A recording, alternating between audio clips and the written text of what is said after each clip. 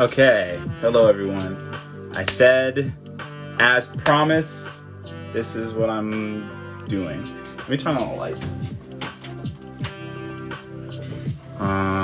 So here we go. I have one correction to make. Somebody told me that I signed the wrong print. I'm gonna try to find that now. They wanted a Go print, and I signed a Hunter one for them. But so the plan today is, hold on, let me just see if I'm actually done. I don't have any other signings, right? Okay. Oh no, I have one. Nope.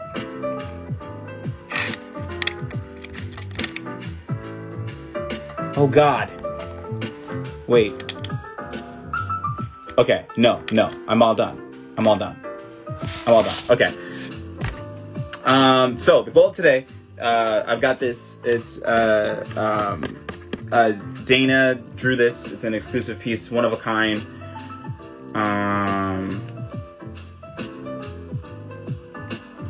Yeah. So, God, hold on, I can't concentrate. So this is one of a kind Dana piece. She drew it for the Owl House giveaway. Everybody who bought a print is in the running. So the point of me going live right now, we're gonna hang out. I'm gonna do a little Q&A. Plug everybody's name in a little generator, and the winner is gonna be decided that way. So I hope whoever really wants it with their heart and soul wins.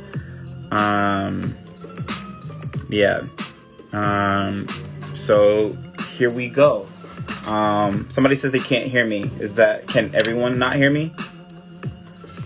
Okay. This is the first stack. So I'm gonna go stack by stack. And just start plugging names away once.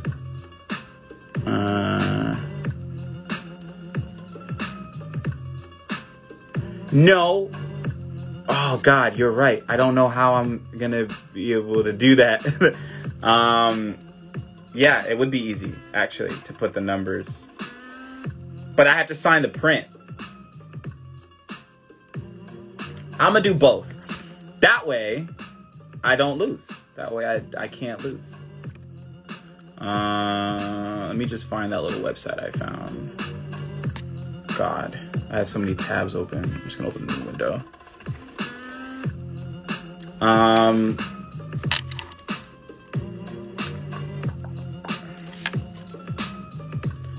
Giveaway name picker. Pick a random name winner. Is there a better one? Namepicker.net. Name one.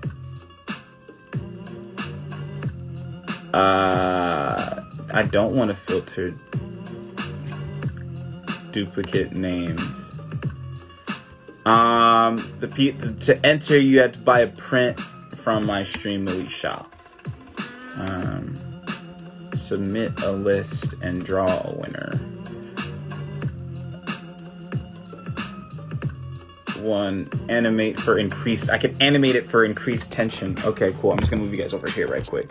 Wait, no, I'm gonna move you guys around right quick. These numbers speak for themselves. Yeah, whatever. Split names by space. Okay, here we go. So I've got Matthew 9. He's 9. No, by tab.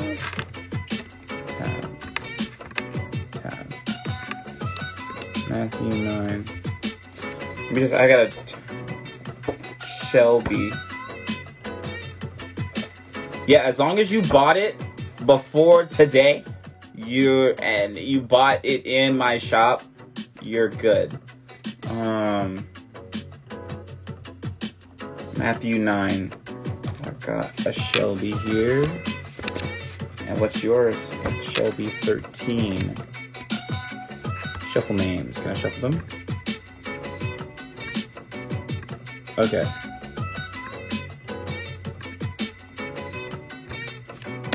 Chapter 13. I've got people who didn't buy anything enter. Unfortunately, no, not my rules. Yeah, people who can't. Sorry. You were here the other day. Hello. Should I count people who bought non-hunter prints? I don't really know. I don't know all the rules and regulations to this thing. I will. Because maybe you're still a hunter fan? I don't know. Should I? Let me know. Thumbs up, thumbs down. And then I'll plug those in, but I'll filter them out for right now. You know what I'm saying? Nate. I've got a Nate 45. Okay. Okay, perfect. Okay, cool. And then I can still shuffle the names and everything. Okay, wonderful. This is gonna work. But you wouldn't count you. I'm okay, just wondering if I'm entered or not. I am too. Let me know by the end, so I can be sure I count you. This is for, I've got a crystal. 62.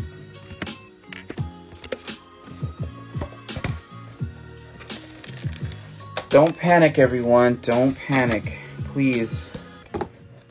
Keep our composures. But what if they don't know who Hunter wins and they just randomly win it? That's what I was thinking, right? Like, if they bought something that's not Hunter, should I count them? That's why I say you decide. You're the audience. You let me know what's fair.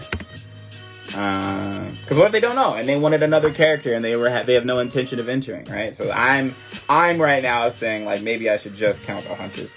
And see, what do I do about the people who didn't put a name, right? So I guess I have to put numbers, right? Maybe they didn't put a name, but they clearly wanted Hunter, right? So I'll put nameless 78.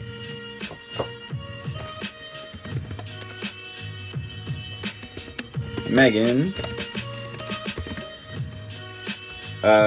Yes, please ask all questions. Are you friends with / know Justin Briner? Yes, Justin Briner and I are friends. He's really sweet. He's really nice. We were supposed to hang out at Animeverse, but wherever I went, I couldn't connect with him. He's hilarious. He's freaking great. I love Justin. Ariana 1. Then I've got a Robbie 2. So I guess my VIPs were first. I'm sorry, Streamily, for having to sort this because yeah, I'm just apologizing in advance. Damic B. Maybe I should organize it this way. Okay, wait, this is Robbie 2. Boom. And then, no, I'm gonna do that later. Okay, and then Damic B is 3.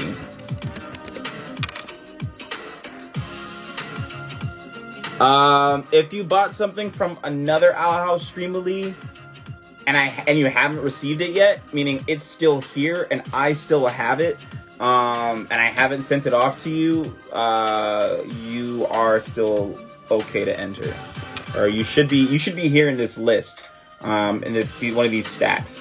So you should be fine. Brianna 4. Oh, that's 1N. Oh, thank you, Luke. This is Lee's art, Lee Creek. Marin 5. I'm gonna filter out. I won't count Andy. Oh, these are okay. These are probably VIPs. So that there. Filter out Andy. Dobby being Deku's dad, that makes no canonical sense. Sarah 8. Like, if you just, like, even looking at the established canon, that makes no sense. Oh, thank you. This was, that'll be up on the, I don't even know if we'll say that. Sarah 8. I got Rissy. Oh wow, 10 questions. Okay, here we go.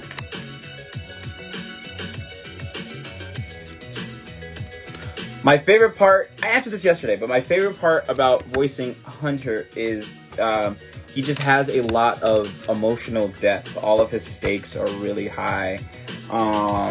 It's a lot to play with that I usually don't get to play with in a lot of animated shows that I do, because a lot of animated shows want to focus on comedy. They want to focus on like the kids. A lot of some people don't, not some people, some projects don't want to go there. And Hunter's so multifaceted, and you know, Dana's not afraid to go there, so that lets me go there. So I a big fan of being able to do that.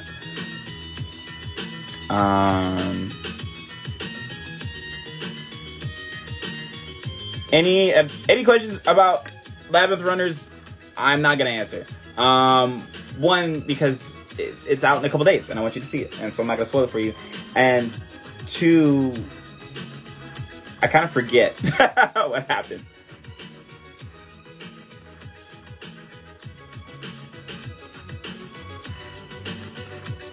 I met Frank Welker one time. He was really cool. You can tell that he was straight from the 80s. I think it says 30. I have Sydney 30. He was really, really nice. Super sweet. He still says groovy. You could just tell that man, he's into flower power. That guy, he's so cool. I've got an Anthony 27. And then I've got a Bell 26 somehow. I'm gonna skip Rachel. Sorry, Rachel. This is to Tristan.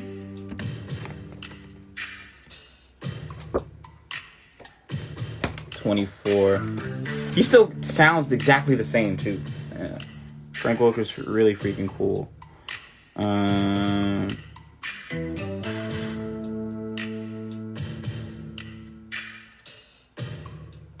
Yes, I cannot share that I can't share that response for some reason, but somebody asked to see the giveaway print again. Here it is.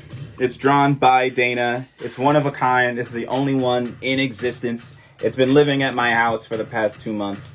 Yeah, there's only one. I wish I could have it. So whoever's winning gets very lucky. I don't even have one, and I voiced the guy. But yeah, it's really cool. And Dana did her thing.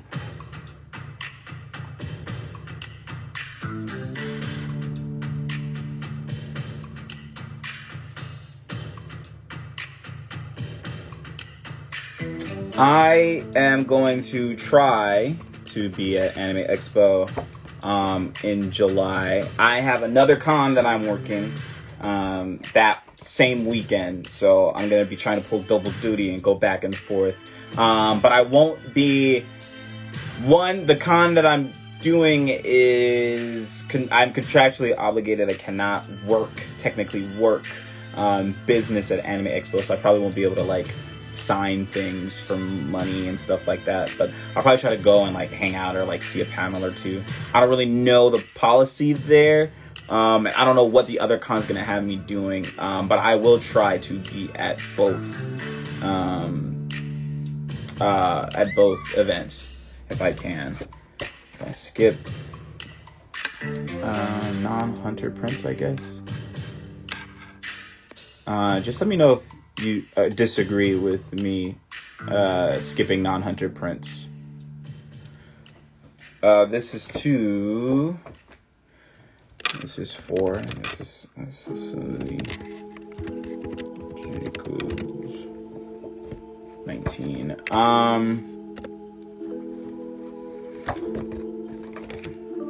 So, what is it like working with Dana on the Owl House? Do I get to know what the episode is about beforehand? Working with Dana is really cool. Dana can't always be there.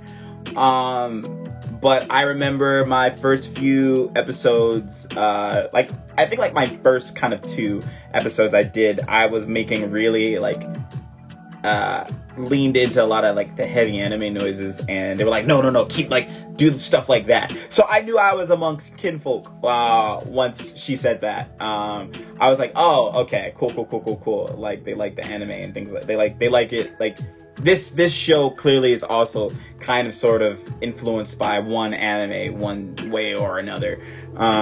So that was dope. And she's really, like, dedicated, like, of the things that I, like, notice when I'm working. Hello, Becca, you beautiful, gorgeous woman. I love you, everybody. Becca Supreme in the chat. Go visit her line. She has a line of wigs, chembeckled wigs, especially if you know, they're mainly tailored to women of color. Black women, if you wear wigs, you like nice little curly colored wigs, Becca got you. She's about to drop a new line. So be on the lookout. And go follow her, please. She's an amazing content creator, and I love her dearly. So Dana's really cool. She's just, like, really dedicated. She'll rewrite a line on the spot. Like, you could just tell she has such a mastery of her story, and of, like, the kind of direction she wants everything to go in. She'll rewrite a line there. Yeah, she's, like, really cool. She's really cool. And I do get to know what the episode's about before recording, because they give me the whole script. So I'll get the whole script, like, a couple days before, maybe a week before. I can read it. I can know what the episode's about. If I don't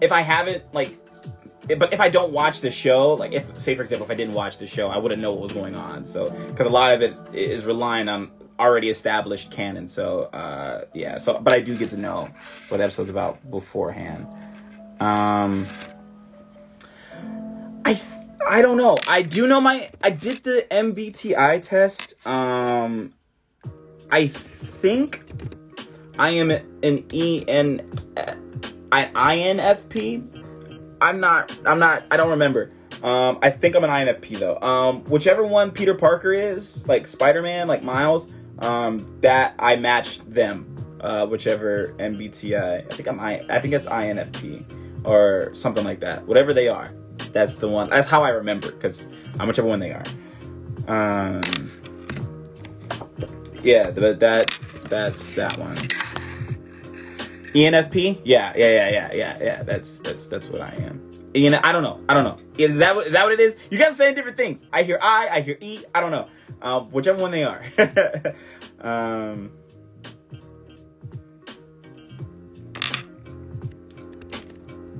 Strongly 15. So I said AAA, like a battery. Got an A here. Different Spider-Man. Yeah, whichever one Peter is, I think. Whichever one Peter is. I think Miles and Peter have the same one. But that wouldn't make, I don't know. I is introverted, E is extroverted. I think I'm No, I think I'm E. I don't remember. I'll get back to you. Or somebody look it up and then tell me.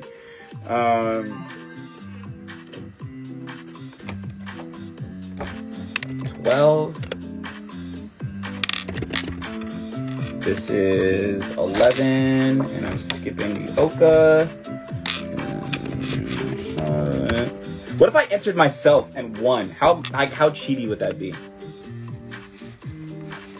Hello, I love you too. Hope you're having a better day. Alright, that stack's done. Okay, we're getting somewhere. Next stack up. INTP or ENFP for Peter. I think ENFP sounds more familiar to me, to what I got.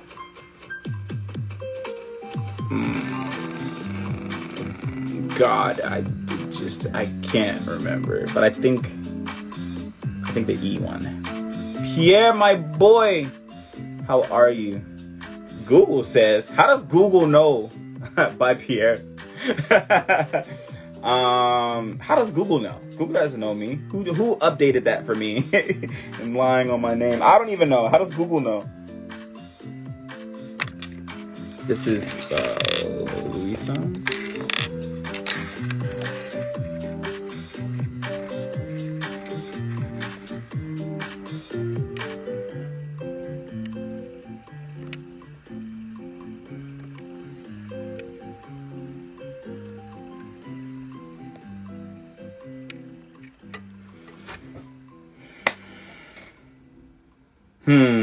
Headcanons I have? I don't even know if I'm allowed to speak on this. But I made a funny jokey joke on Twitter about I think it's actually a kind of cool idea. The concept of, you know, Hunter, because you know how Hunter is a powerless witch and Luz is a human who can learn magic. I have a headcanon that Hunter will also try to learn magic, and I think I had like this interesting thing that he tries to learn magic to like peer into the memories of all the other Golden Guards, and he firsthand starts experiencing all the things that happen to them. To like look for the truth, right? He tries to learn this spell about like learning what happened to the other Golden Guards, and it goes wrong, and he starts like he starts experiencing everything that they experienced. Yeah, that'd be cool. Yeah.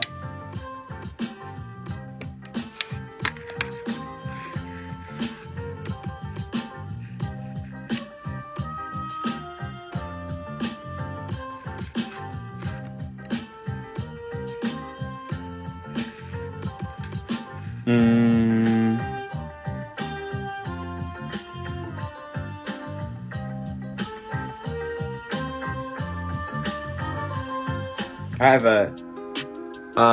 whoever Edelin the Owl Beast is, happy birthday. Of course, I'm glad I got to sign your print. You got to see it live, and happy birthday. So I hope you have a wonderful birthday. And yeah, thank you for being here on your special day, sharing it with me.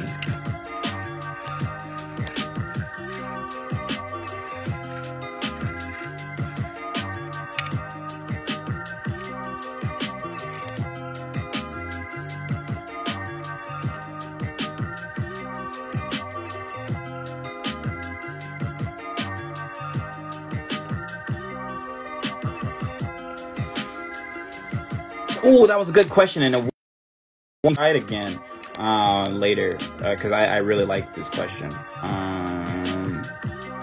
Okay, I have something I can answer while I work. So right now, I'm currently scheduled for A-Kon in June. A-Kon, Anime Lubbock. I've got DreamCon, tentatively Comic-Con, and what else is in July? There's one other con in July that I'm also scheduled for, and I can't remember. I cannot remember at this very moment.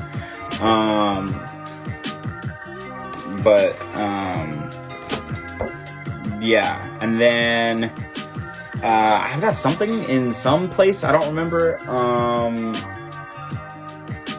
Otakon I'm scheduled for, and Avox, and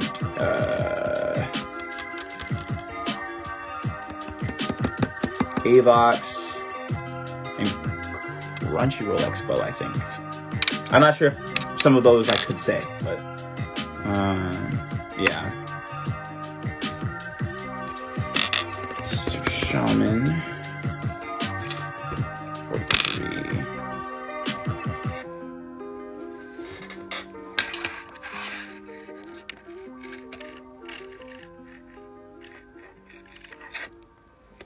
I am not friends with Alex Hirsch. I love his work, though. I wish the live would, like, automatically put the questions up so I could keep scrolling through this. Or keep working without having to scroll through this. And then I could just choose to skip the question.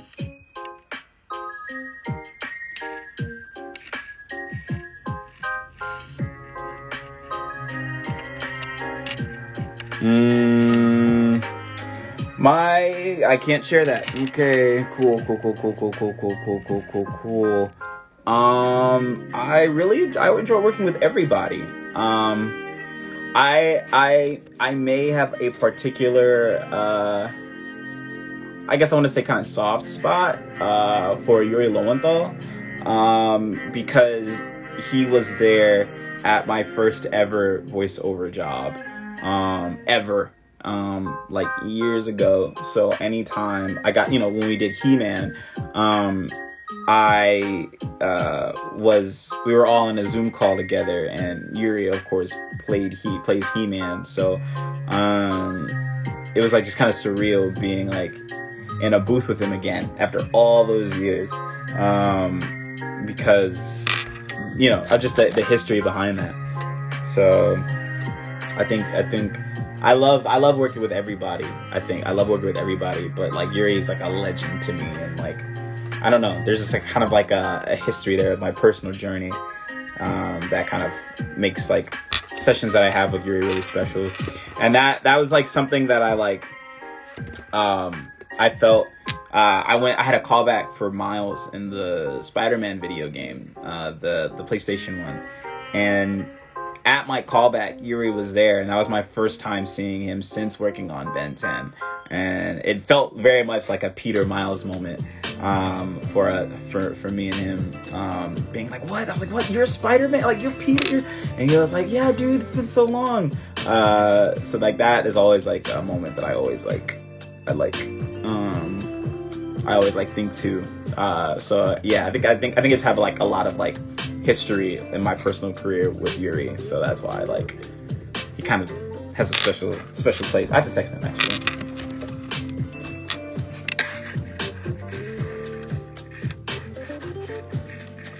Oh, this one got a lot of likes. Anime characters that would be like Hunter.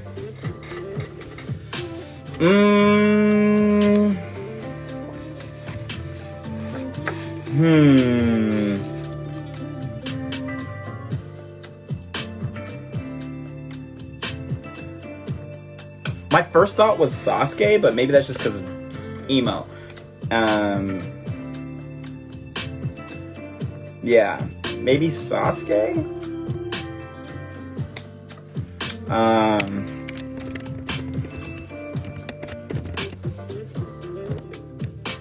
Every Naruto character.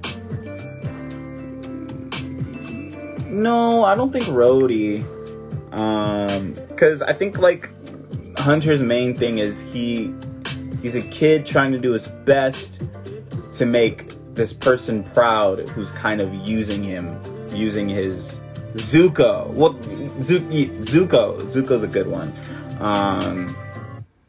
Yeah. Any kind of Zuko, any kind of Zuko parallel. Yeah.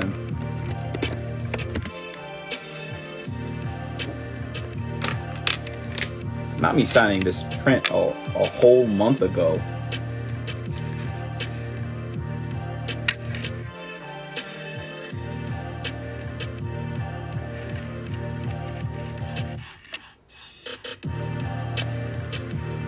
Hunter in therapy. Now, I like this shit. You know what I'm saying? I like it a little more than Trompter. But I have to say, Minter, Minter is canon and it's gonna happen. So everyone prepare. Hatsune Miku is going to be in our show, and she's gonna end up with Hunter at the end. So get ready. I can't. This one got a lot of likes. You guys clearly wanted to hear me answer it, but I can't display it. Oh, it says it's displayed, but anyway.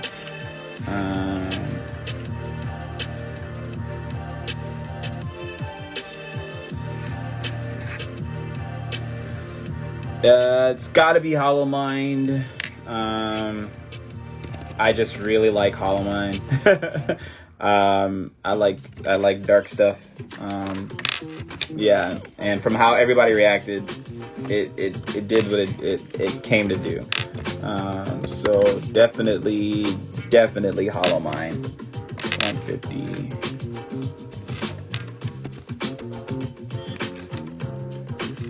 What's funny about if there's going to be another Amphibia Owl House crossover, I was joking the entire time about there being an Amphibia crossover, not knowing there was actually a pseudo Amphibia crossover. It's kind of funny. This one's to no one, so nameless. I hope none of these like nameless people win. That's not nice. But there's a reason you hit your name. Maybe you didn't want me to say it live.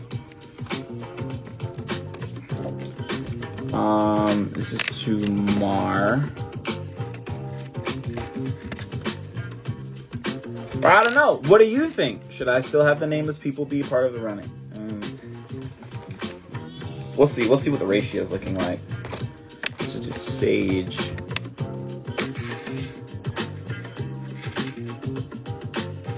Can I do it now? Nope, still can't.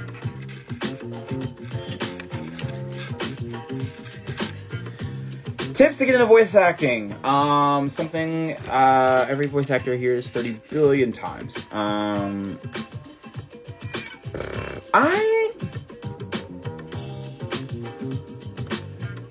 Tips? The internet is gonna be your best friend to get into voice acting, to get into it.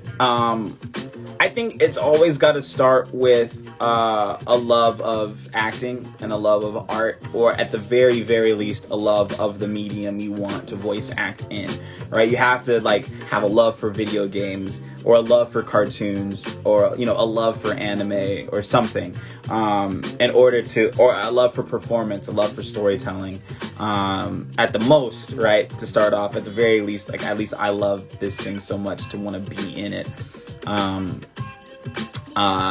Yeah, it's got to start there. And from there, I just think the internet's gonna be your best friend. I want to be a voiceactor.com, all, like, you know, pay to play websites like voices.com, voices123, classes, you know, research, and knowing, you know, where to put, who to send your demos to. Twitter is a great place if in the indie sphere, if you want to work on indie projects. There's always castings going on for indie stuff on Twitter. People are always looking for people to voice in their indie games, their indie comics, their indie animations. There's always stuff to do. The internet's gonna be your best friend. That's probably my tips about getting into it, I'd say. Got a Sam for 72.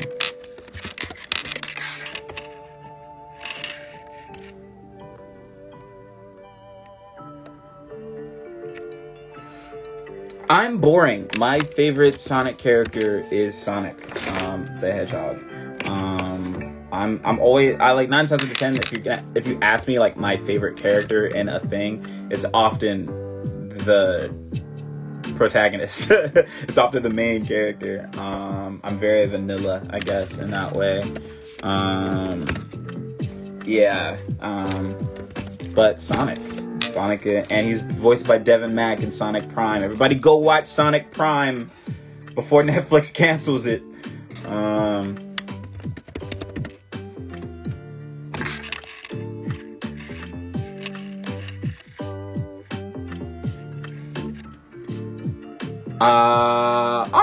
I am planning to. I have been wanting to do Twitch for months now, actually. But I just haven't done it yet, because I haven't found the time, or I haven't got everything together for a test. But I bought all the stuff. Like I definitely want to do it. I bought all of the stuff.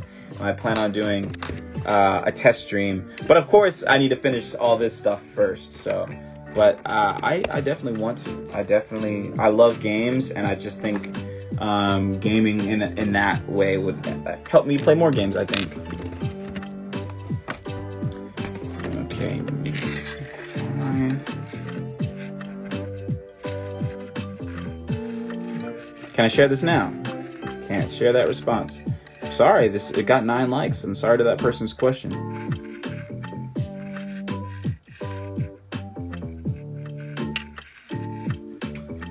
Often they're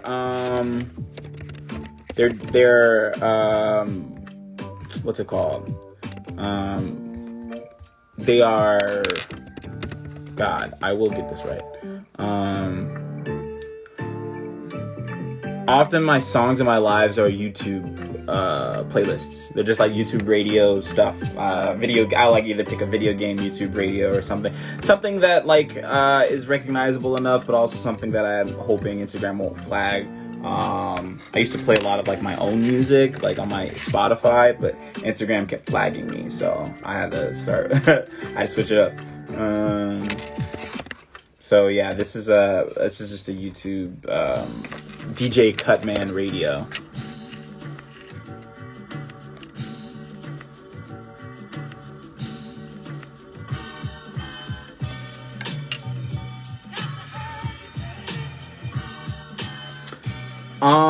Can't share that. That was when I was gonna do another signing. I've got another signing planned in June at some point. And I think that's my next one. I might do, like, usually all my signings have been like in attachment with other people. I might do a little solo signing at some point. We'll see.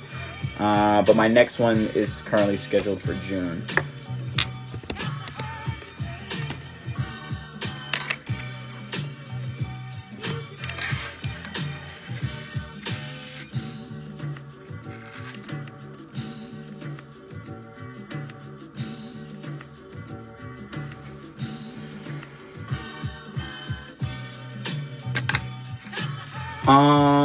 There's almost always going to be a script. You almost will never work blind in voice acting. There is always a script, I think.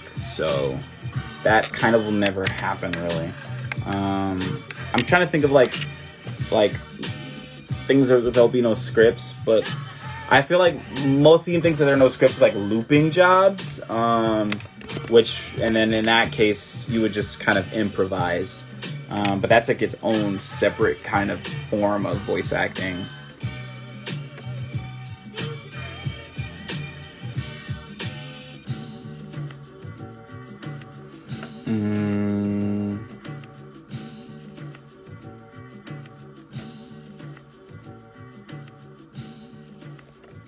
I like this question, and I can't respond. Of course I can't share it. Why would I be able to do that? Why would I be able to share a question I want to answer? The giveaway is all these are prints people have bought from my Streamily, Streamily from last month. If you entered that, and if you've bought anything from my Streamily store, and I guess specifically Hunter, between then and today, you kind of, I'm putting your name in a list of names, and I'm going to be drawing a winner out of it. So that's how to enter, or that's how people would enter.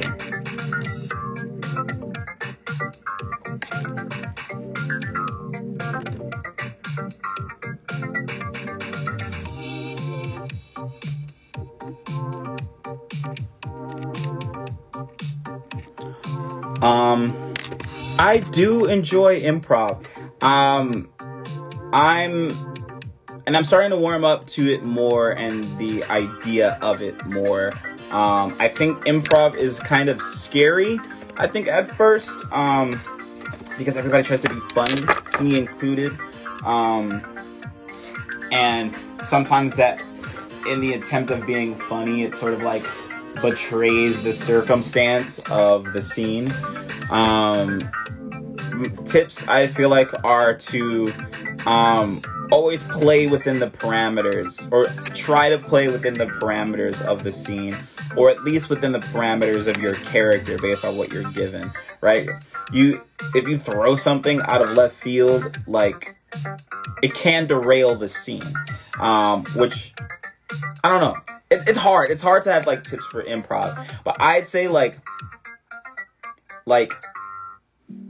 improv, it works best, or for me, it's most effective for me when it's something that is coming from the character, right? Like, if I'll improvise, have I improvised anything? I don't think I've improvised anything on the Owl House, which is like, or on Big City, but there are shows that I'm working on right now where I throw in a lot of like improv stuff, and like that stuff I think is most effective, and the people keep it, or the clients, producers keep it when it's like coming from the character. So if we're like talking about something, you know, it's a comment on something that's actually happening. Or if I'll throw in, I improv'd on Craig. So there was the episode where it was hide and seek, hide and Zeke, and Omar got out this. He kept doing the pepper popper thing.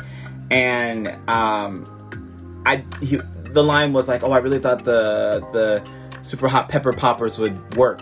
And I went, "Oh, I thought the super hot pepper poppers would prevail." Right? It kept with the little tongue twister thing. Like, I just think like it's most effective in ways like that, where it's like it adds to, it comes from something the character would say, and it adds to it. I mean, most of JP's stuff in there, a lot of JP's jokes in there are improv, and like it like. When H does it, it's like about what's happening, you know. So like I think like that is like how it's most effective. Sorry, that's a hard question for me to answer, especially because I'm not trained at all.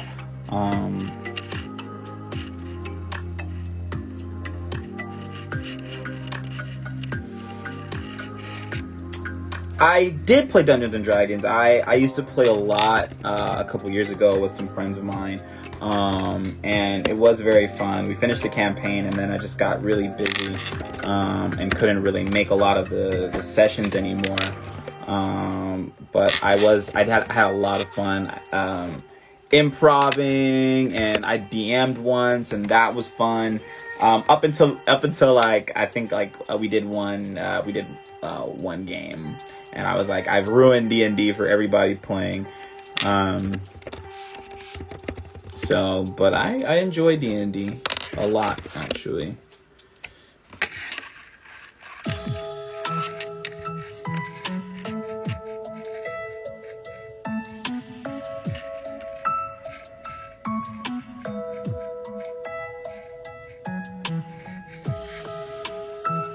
I'll try to answer that at some point because it won't share. That's a good question, though. They won't let me share questions that I really want to answer. Can't share that? Okay, cool. So the audition process for Hunter, as always, I received an audition from my agent for the Owl House, and I've auditioned for the Owl House before. I auditioned for Gus when it first came out. I auditioned for Bartholomew. I auditioned for Edric, I think. Pretty much almost any male character you see of the Owl House, I pretty much have probably threw my name in the hat for. I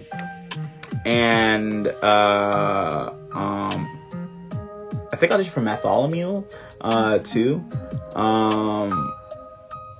But yeah, so it was like, and I looked at it like, no way I'm gonna get this because I'm already on a Disney show as a major character. So like, I'm just gonna throw whatever audition in.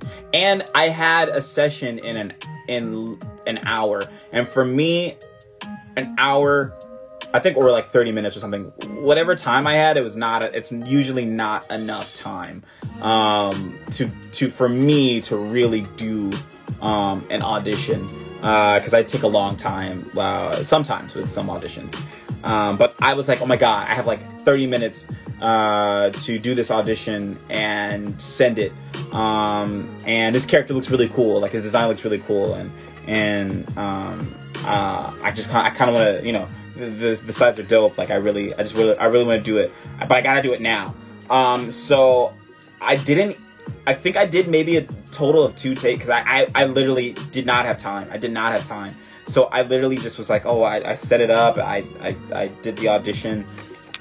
I edited it, and then I picked up one line. I was like, oh, I want to do it like this, or I want to do it like that. I wonder if I have it like in my like iCloud somewhere.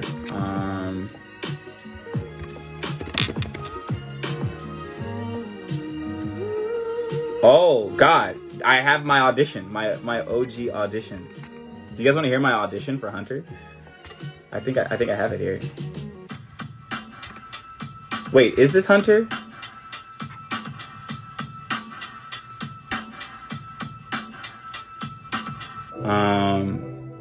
I gotta see. This might be like another Hunter. This might not be the Hunter I'm thinking of.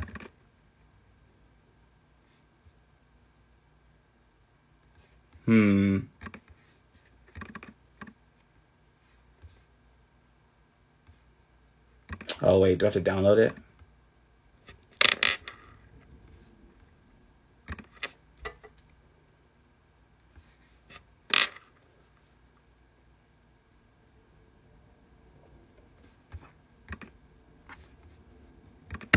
Zeno Robinson reading Hunter. At least. The second they took it off, I went right back to nibbling. Yes, that's another Hunter. That's totally not the Hunter from the Owl House. Maybe this audition was titled Golden Guard. And that's not on here. Never mind. Maybe next time. It might be on my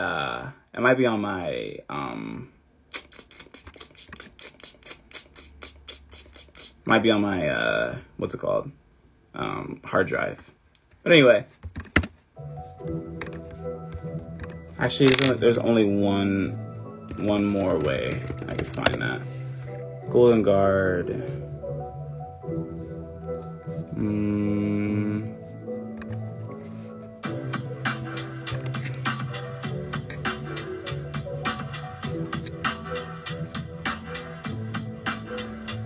Oh, no, here it is. It's in my email. Okay.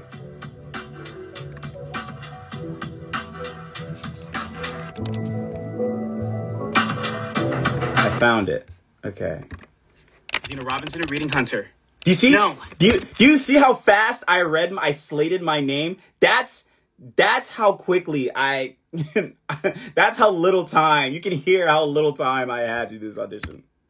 Zeno Robinson reading Hunter. No, stay here. Tend to them when they return to themselves. You remember this? You're gonna blast me to bits? Nah, you're too nice for that. Fly away? No, you know you can't do that either. Because then you'll be leaving behind your precious palisman. You don't tend to think things through, do you, human? Fun? Fun? I was rocketed off my own ship. I swear to Titan, I will turn you to stone and kick you off a cliff. That fun enough for you? Actually, there's this theory that wild magic can be... No. Knowledge of wild magic is restricted for a reason. You should forget about this stuff before it gets you hurt. You're right, okay? I'm powerless. Everyone in my family is. But the Emperor took me in anyway. Said the Titan has big plans for me. Oh, this? It's a grave, of course. Oh, this? It's a grave, of course. I'll need one when the big guy finds out if I failed again. I can make you one, too. I can help. If I just knew a little more.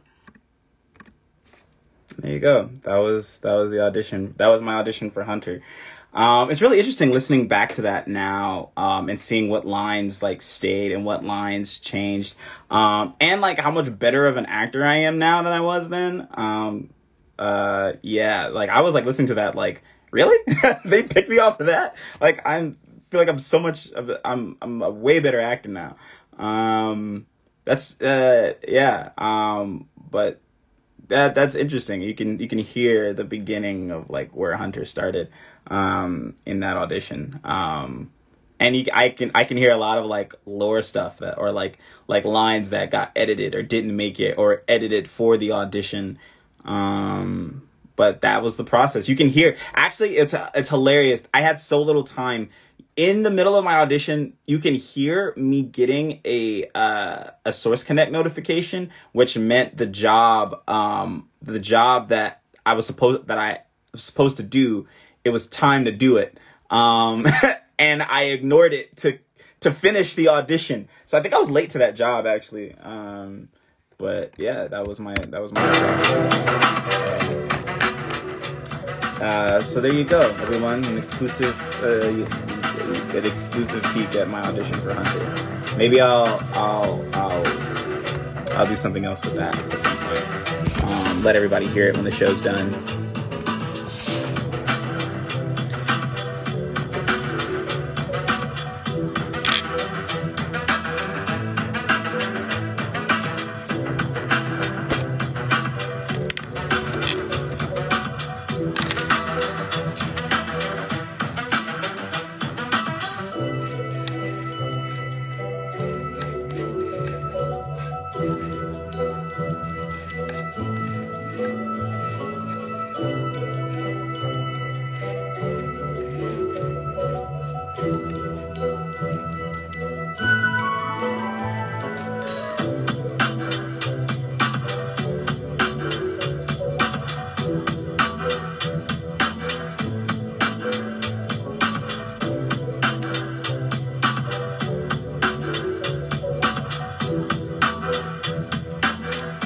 I do. I was in an acting class. I was in an acting school from about 2018 to 2020.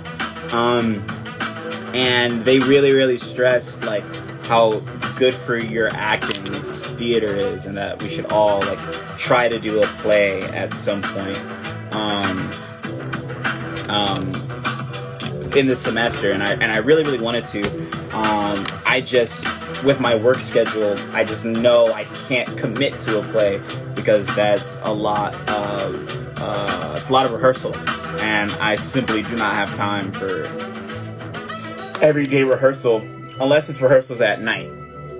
Then that's something that I can do.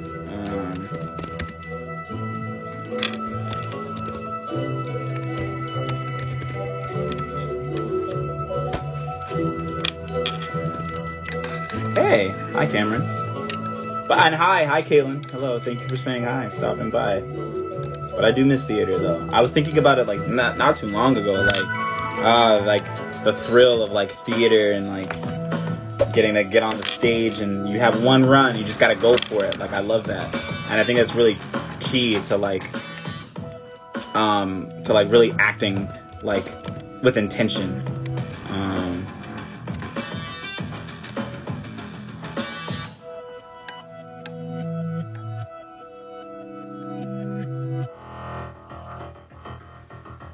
Hello. Yeah, plays are a lot of work, but that's what's rewarding about it. Thank you. I think a lot. Oh, I think I heard this from someone about tapping into different characters.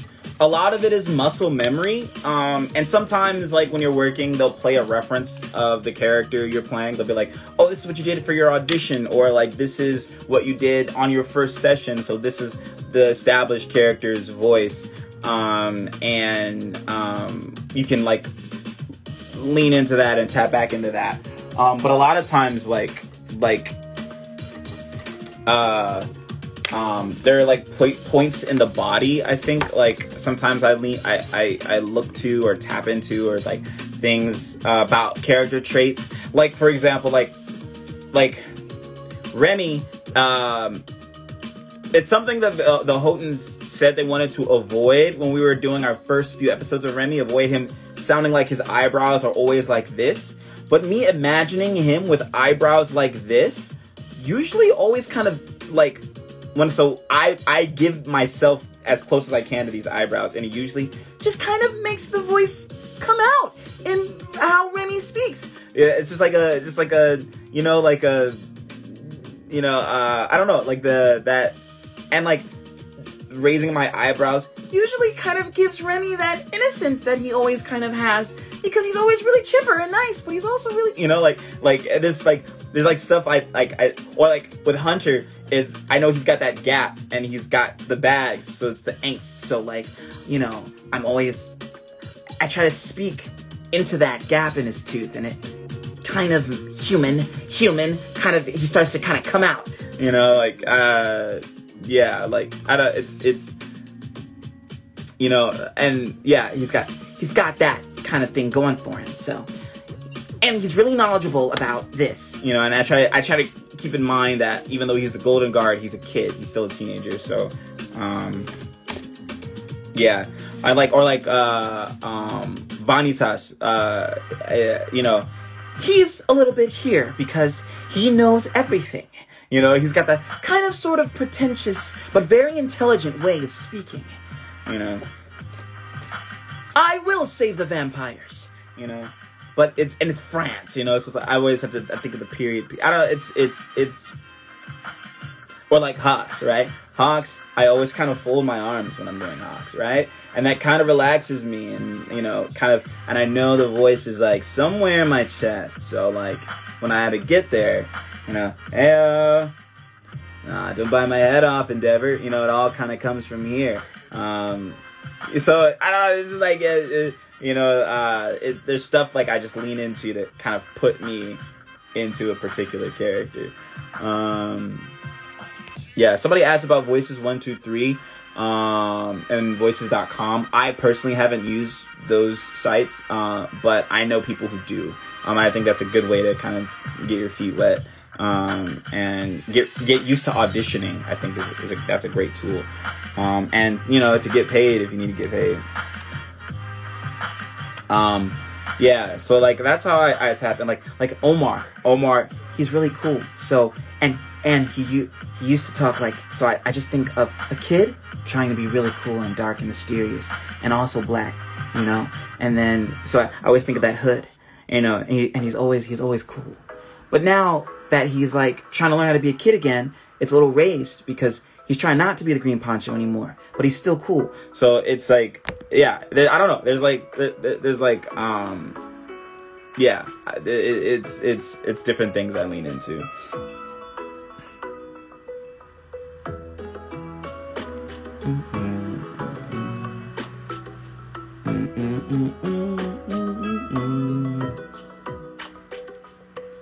Amphibia was cool because I didn't audition. And I hate auditioning. I love and hate auditioning. I love auditioning because I love playing. I love the freedom of finding the character. You stay your amazing self. Thank you for popping in and asking a question. Much love to you. I hope I'll see you at DreamCon. Keep doing your thing. I love auditioning, but I also hate auditioning, because auditioning is the process of getting your hopes up and hoping for something, and then sometimes it doesn't work out, right? So I love exploring. I love figuring out the character. I love learning about the project. I love all that stuff, but auditioning as a process is knocking on doors. So being offered is a really cool feeling, and it's something that really hadn't happened to me before that period of time. Being offered something without auditioning. I know Matt Broly. No, the giveaway hasn't been done yet. I'm not even done getting through everybody yet. I know Matt Broly personally, and I don't think that had anything to do with it. I just know him. They reached out and were like, "Hey, we want Zeno to play young Andreas." And this was after I was Hunter. This was after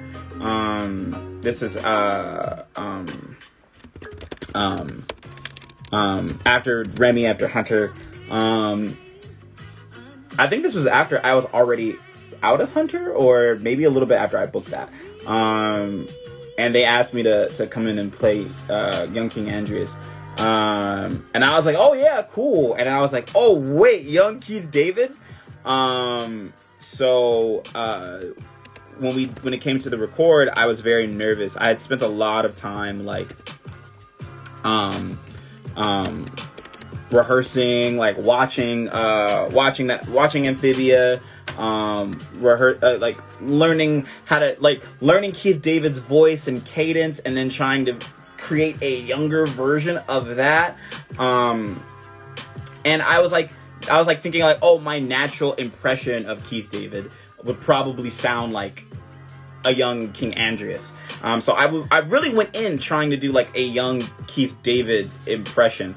And they were like, no, you can just like kind of do your regular, like you can just do your regular voice. But I still wanted to keep the cadence at least, and make it a little bit deeper than my regular voice. I wanted to be kind of close, but a little separated, since they wanted it a little bit separated, if I recall correctly.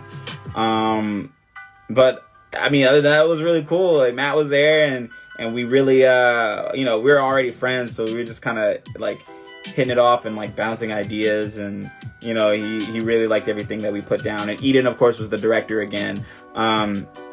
And so, I was very familiar with working with Eden and working with her on the Owl House. So it was kind of like an Owl House record, but for Amphibia. And I was like, I'm glad I get to do all the dark backstory stuff for everybody. I'm glad everybody calls me to to bring the drama. So, yeah, that was really cool. Yeah, the one at the end of the episode, actually, I think was also a pickup too, and that's when I really locked it in. And I was like, man, I wish I could do this the whole way, the whole time. Yeah, I like listened to it, and listening back to it, there's so much that I really wish I could have done differently, as far as like getting it closer to Keith David sounding. But I'm glad everybody liked it.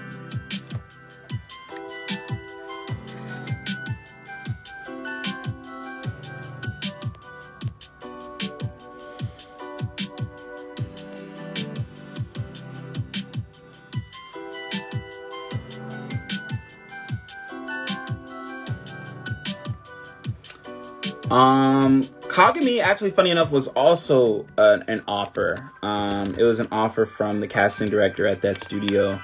I guess I have no idea. I have no idea what about my voice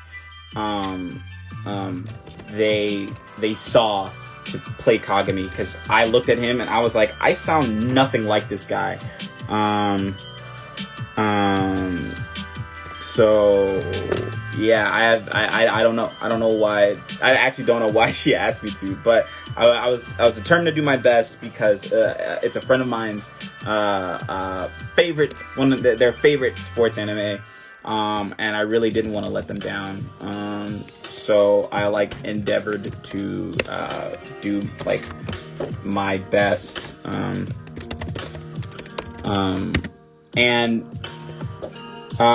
yeah, so they just picked me. Unfortunately, there were no auditions. Sometimes I don't like being offered things, because I really do like auditioning. It makes me feel like I sort of earned it. At that one in particular, I didn't necessarily feel like I earned that role.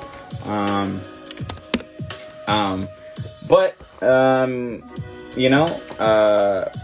it was what it was. And over the course of the show, as we worked on it, I was like, I don't like after hearing the first episode, I was like, I don't like how I sound here.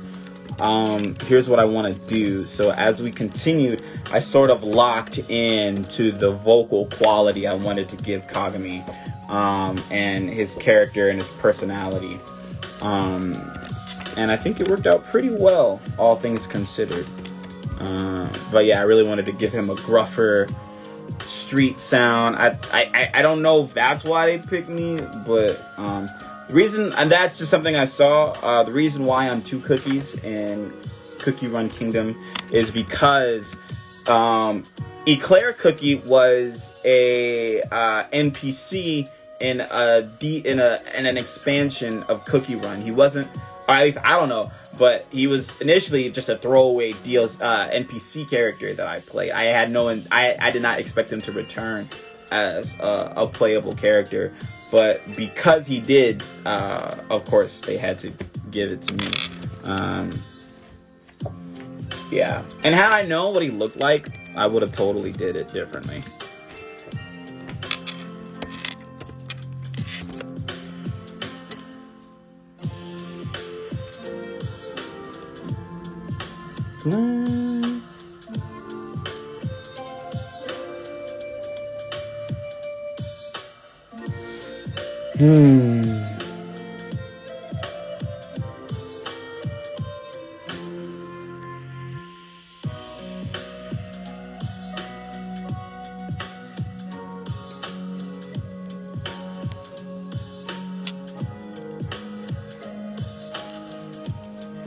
Voice acting is very hard. I have 3 Laurens here. Voice acting is hard for sure. I started, maybe I can't do quick maths.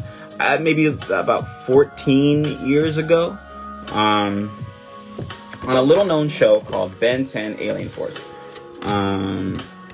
and that was my voice acting origin story. It is hard though. I will say it's not easy. I know a lot of you in the chat is like, hey, how do you do it?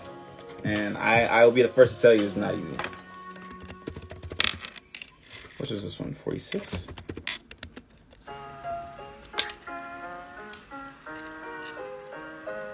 This one got 18 likes. This has got 18 likes, so you guys all clearly love this question. How chaotic do I think if all the characters I voice vary? I play very different characters from very different stories over many different franchises, so quite chaotic, just like my real brain.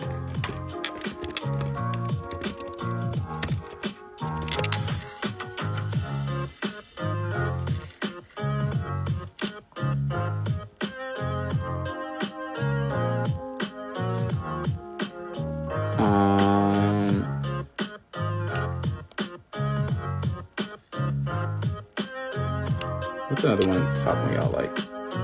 Can lose under contact, like, yes. I won't answer that. I refuse to answer that too. I don't know which one I just picked. Oh, okay. Favorite black representative? You know, not to toot my own horn, but I really like Ogun. I really do enjoy Ogun just as a character. Outside of my portrayal, I do like Ogun just because I think like a lot of anime characters don't really get to do much, especially when they're black in their respective anime, and for him to have such an integral role throughout the entirety of the story, I think without it being one of like failure, you know, I think that's pretty cool. So yeah. I think outside of Hunter, I'm trying to think of someone outside of Hunter. I mean, not Hunter, Ogun.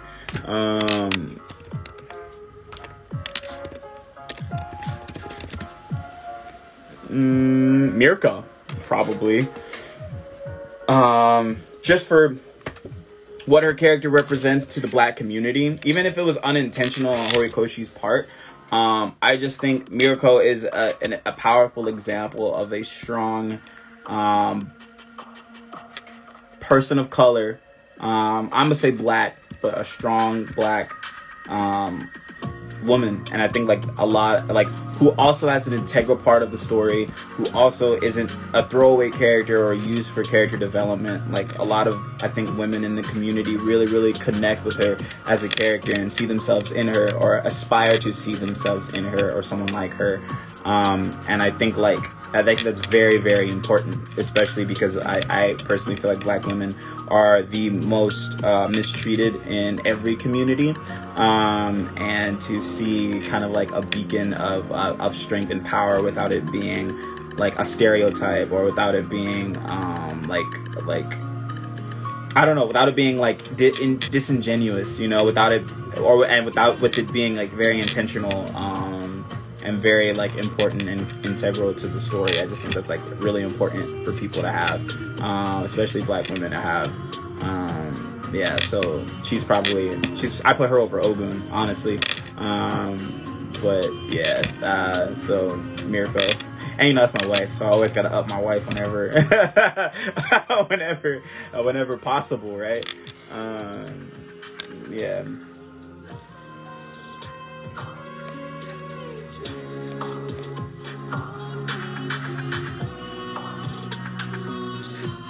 I'm gonna answer none of these.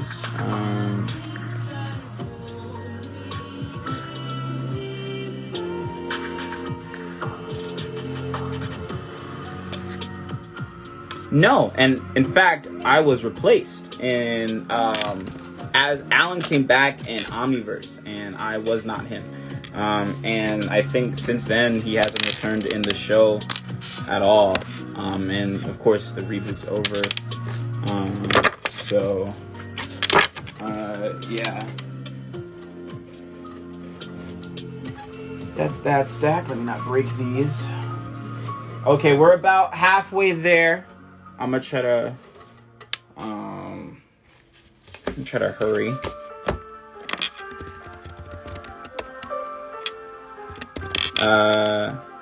Yeah, and in that instance, I wasn't even asked to return. Actually, I think it was a budget thing. That's what I think it was a budget thing. Like, they probably couldn't afford to hire another actor, but I don't know. All the other Plumbers kids came back. It was really, kind of sad, actually. I was very hurt about that. But that's the business. That's the industry. It happens. And at least he was played by another Robinson, you feel me?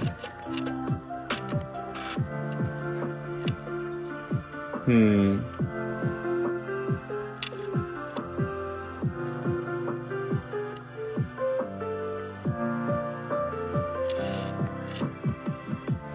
gonna try to not spoil Sonic 2 for anybody who hasn't seen it. But in the next movie, because watching Sonic 2, I was like, how are they gonna follow this? Like, who else? I really feel like Amy's gotta show up. And Amy kind of has to show up, right? Like, that's kind of what I feel like. I feel like it would be kind of wrong to like have other, especially from what we know about Sonic 3, or a potential Sonic 3. Amy, it would be like very meaningful, I think, to the plot. But yeah, I feel like Amy's got to show up. I'm trying to think of who else, but I feel like it's got to be Amy. Yeah. Yeah, I don't see anybody else really.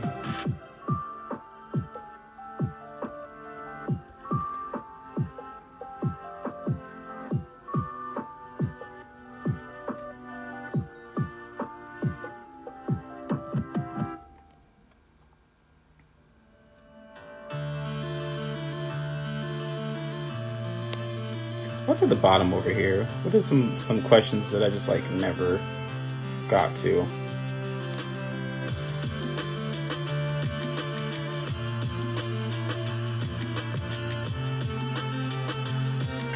But I do want to wish you a happy birthday. I don't know if you're still here, but happy birthday. Thank you so much for all your love for Vanitas and the case study of Vanitas, and I hope you have an excellent birthday. I want nothing but happiness for you too. You're so sweet and nice every time you speak. Oh, can I answer this, please? Yeah. Okay, I really wanted to answer this question because I think it's a great question.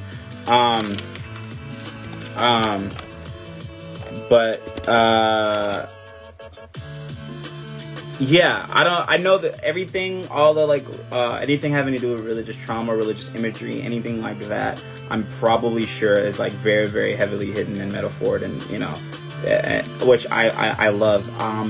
I think that how it intersects with my own faith is like, I think everyone questions like faith.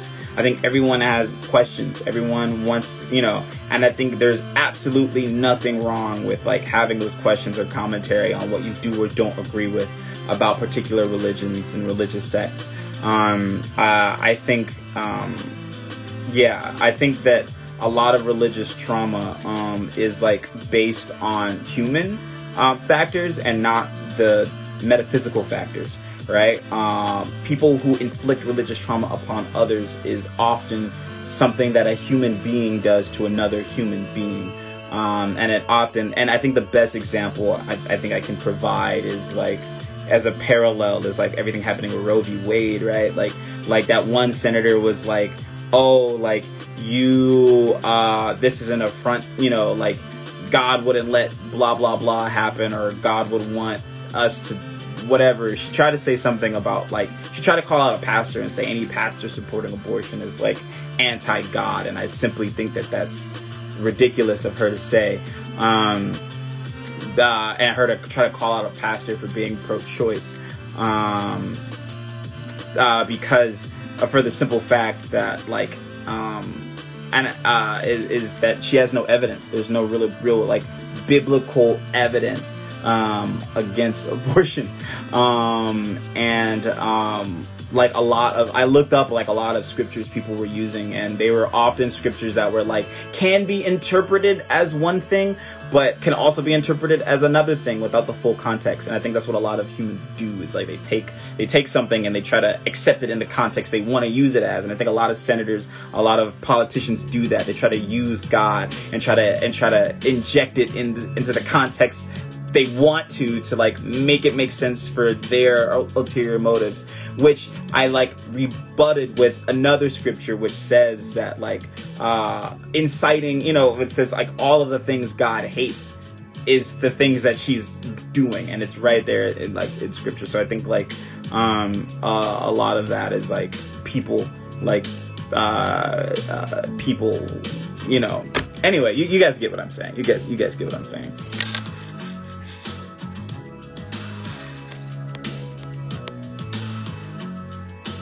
Yeah, it's been a couple hours, so I'm gonna go ahead and recap the giveaway right now. I'm not giving this away. I'm giving away this. Everybody who entered my my signing for Owl House for the past couple months, if you got a print between last month and this month, your name is being put in a list right now. I've got 87 names so far. Blah blah blah, to win that. I'm gonna sign it as soon as you win, and then it'll be yours forever. But I'm just putting in everyone's name. I keep getting distracted because I keep answering questions very long-windedly. I'm gonna try to hurry up because my battery is rapidly dying, and it's been what, 2 hours? But that's what's happening right now. Is I'm giving away to Dana. It's Dana Terrace. She drew this with her hands, with her own hands. It's hand drawn. There's only one of it ever in existence. This is one of a kind. It's exclusive. Hi Tiffany, I love you. Somebody asked who my best friend is. Who's your best friend? Bam, she's right there. And I love her dearly. She saved my life, and I do not exaggerate when I say that. I don't know where I'd be without her.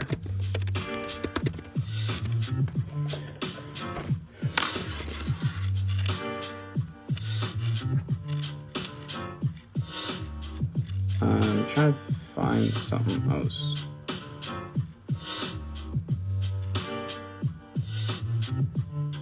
I need to drink some of this water.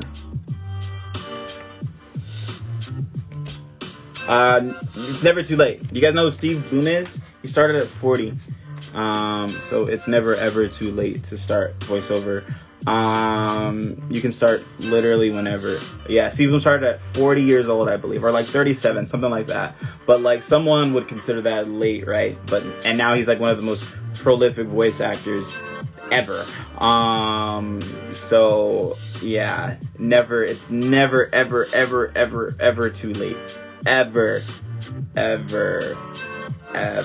So get that thought out of your head right now.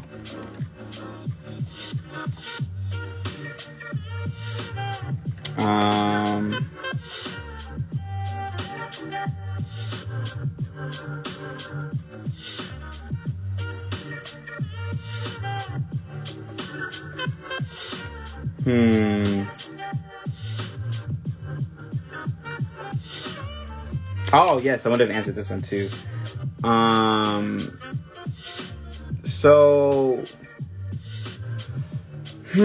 This is an interesting question to answer because I feel like, why would anyone not like your voice? First of all, it's a voice and it's yours. And often you're going to get cast in a role that complements your voice really well. Or maybe you won't, and that's fine. I'm working a project right now that I do not think will go well with the fans at all. But at the end of the day, I'm just doing a job. You know, I'm doing a job that I was hired to do, that I auditioned amongst a lot of other people to do. Should I have accepted the role? Probably not, now that I'm doing it and realizing that it's not gonna work. But like, yeah, like online harassment is something you can face no matter what you're doing. I think, I handle it by either trolling or fighting or ignoring. I think you doing more of what you love to do is going to be your best revenge, or I guess your best coping mechanism, or whatever. Like the best response to any kind of person not liking something that's a passion of yours, or not liking something that you put your heart and soul into, is to continue doing it despite that, and getting better at it despite that. There's one guy on Twitter who does not like me. He does not like me. And he hates seeing my name every time I come up in a project. It's petty, but I relish in the fact that there will be more projects that he will watch that I will be in, and, you know, continue being tired of me, because I'm not gonna stop what I'm doing because you don't like me. So that's like my best advice to you is continue to do it. Online harassment is for people who don't have anything better to do than to attack or hate something. There can be preferences. There might be somebody who's like, somebody's told me, oh, like, I think you're a great actor, I just don't think you did a good job on this show, or I just don't think your voice suits this blah blah blah, and that's fine, that's valid, that's criticism, you're gonna run into that. But as long as you're steadfast in who you are and what you want to do, and you're confident in yourself, I think that's going to be your best response. I'm sure, somebody says every Sonic actor deals with it. Like, that's heavy, right? That's an iconic character. People are gonna have opinions. And that's something you got to prepare yourself for. Have, really, really hard, tough skin. Because at the end of the day, this is your art, and the only person who can control how you feel about it is you, and that's the only person who should let control how you feel about it is you, because it's yours. That person's gonna hate, but he's gonna hate on Twitter. Like, that's not really gonna affect you in real life ever. We just tend to like obsess over like somebody's bad comment because we want to please everyone, and we will never be able to do that. But you can please yourself, so.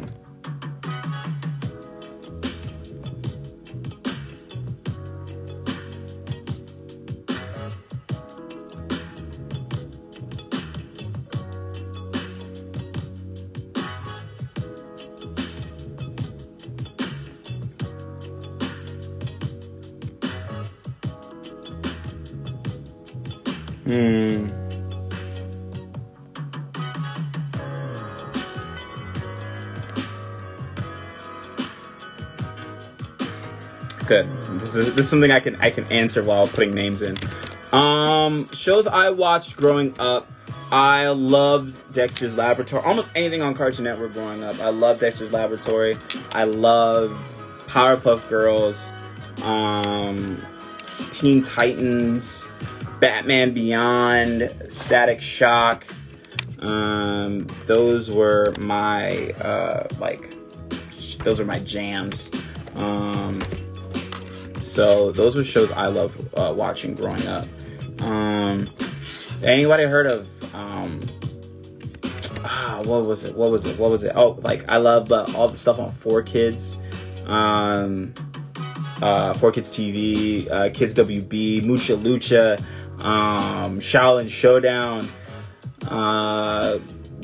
Lunatics Unleashed. I was up with my bowl of cereal every single morning. I know none of y'all don't know what that is anymore, but there's a special place, I think, like in heaven, for people who just want to wake up, get their bowl of cereal, and watch cartoons in the morning. Like that, I still try to do that, like, today. If I ever have kids, like, that's what I want them to do. Like, I want to teach them to, like, get up in the morning and, like, watch cartoons. Those moments are very special and dear to me. Like it's just such an innocent joy, like, of just, like, getting up, making my cereal before everybody else in the house is awake, making my cereal, watching cartoons until like 1 p.m. and then going about my day.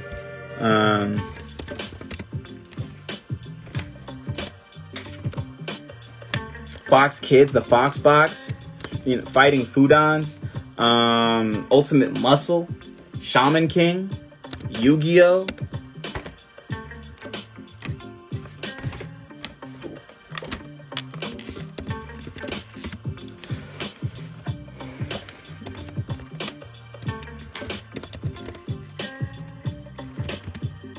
How was you with Gravity Falls? Oh, you're a baby.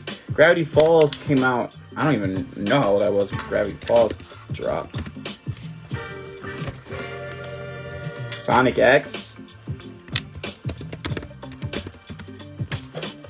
127.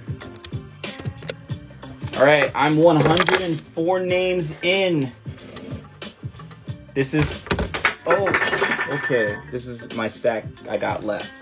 This is what's left, so I guess I'll just try to clear this. This is Chels. So we're getting near the end here.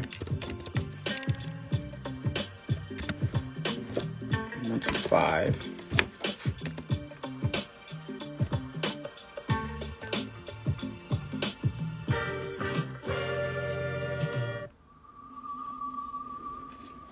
Yeah, I've been saying for like the past year that I'm opening a P.O. box, and I haven't done it yet, but that is something that I intend on doing. Just so people can send me stuff. Someone did send fan mail to my agency. I'm with CESD Talent. Someone did send fan mail to my agency, and I have to go pick it up.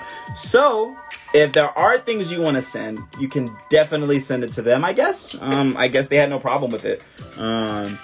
But yeah, I get fan. So I'm gonna go pick up some fan mail from there. But yeah, I know. I need to open that P.O. box. I've been saying for like ever. I think since I first booked Hawks, and people were like wanting to send me stuff. Somebody keeps asking me this. No, I didn't forget. That was my first video game. I have not forgotten. I don't know why would you think that I forgot? I did not forget. I'm sad that the game can't be developed more because of the lawsuit. But yeah.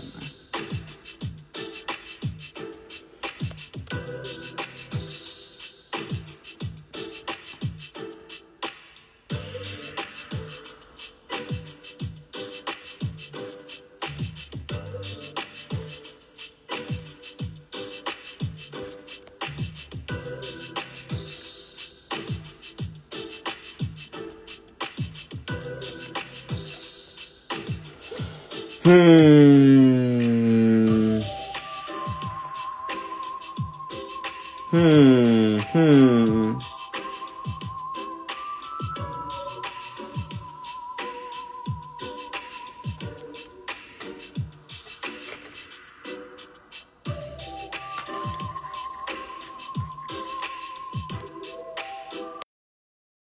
20%.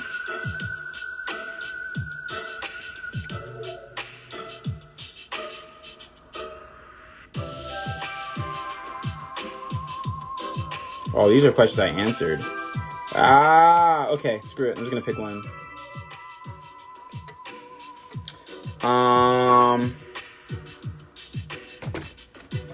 Duncan, sorry, hold on. I'm gonna answer this question. First of all, no, it's a cartoon that airs on Disney Channel.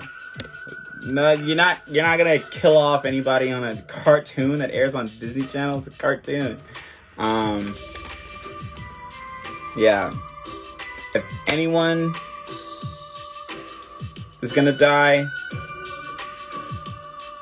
no, I don't think so. I don't think so. But did she die? Did she die? No one, has anyone died on a cartoon on Disney Channel? Has anyone died? Forever. Permanently. No. On a cartoon on Disney Channel.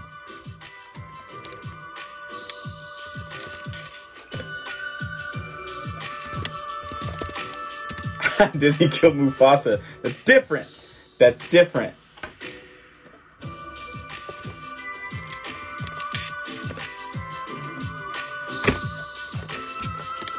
Yeah.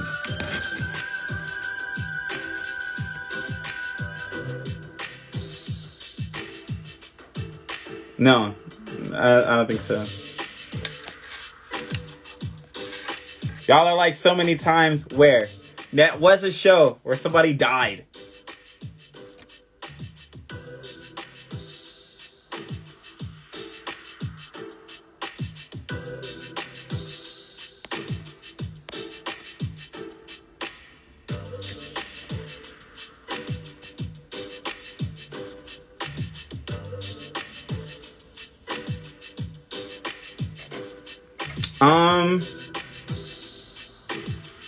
No, sometimes, but not really. It only hurts if like I'm doing too much yelling, and that's with any high-pitched character for me. Like if I have too much yelling, or like if I'm coming off of a session where like I've been straining my voice a lot, and then to have to go there, it will hurt. But no, I think like when my voice is strained, it doesn't so much hurt. It's just the character doesn't sound authentic, or they don't sound like themselves, right? So like if Go's voice is too scratchy, like it won't sound like Go, and I think that hurts me up here. Like mentally, it hurts my morale more than it hurts like my voice, because I'm like, dang, I can't perform, or I can't perform to the level I want to today, etc., etc., etc. I'm like, eat one of these. I take a potato chip and eat it.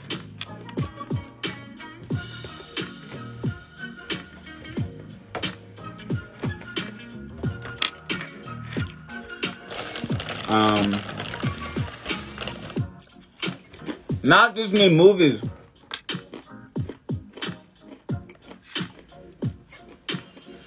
People have been threatened to die, or have almost died, or have died and come back to life, but no one who's died. No one. This is a great question. It's just chirps. They're all usually in script.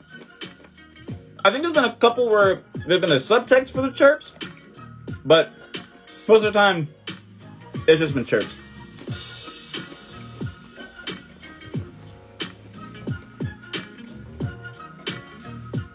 I want to see your letter. Give me that letter of animated characters who have died on Disney Channel shows forever.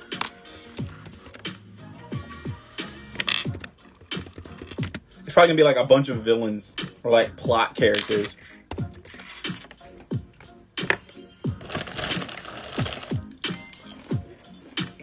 Now, when it comes to emotional scars, I can't guarantee anything. Who's Wittebro? Why do you keep saying that?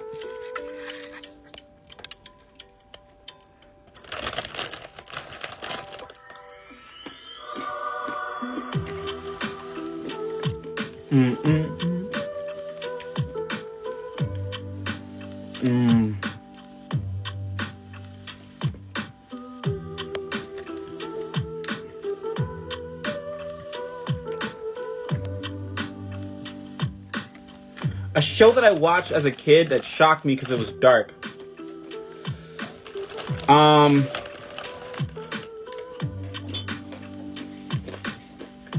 trying to think.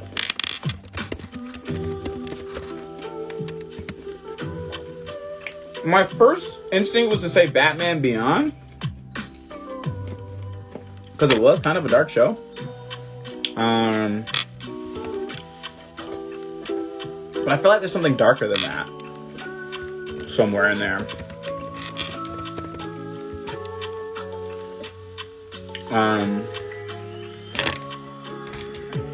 Probably Batman Beyond, especially those first couple episodes. I was like, yo, this show is dark, man. What's happening here? It was all sad. There was so much implied death.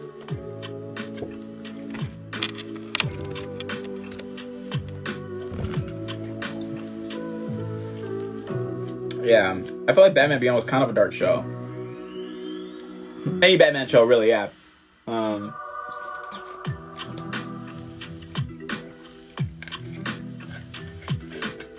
was trying to watch Batman the Animated Series, and I was like, this show is dark. This show is dark. How would kids love this? Like, this show is dark. I was like, I love this as a kid.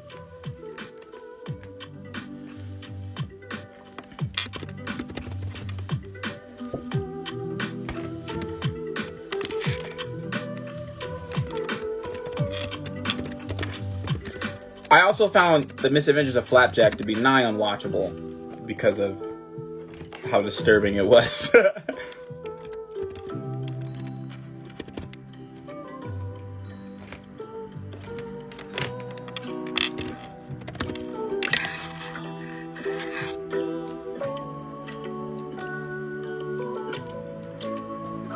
I'm sorry I'm taking so long, but you can expect the winner in the next hour, for sure.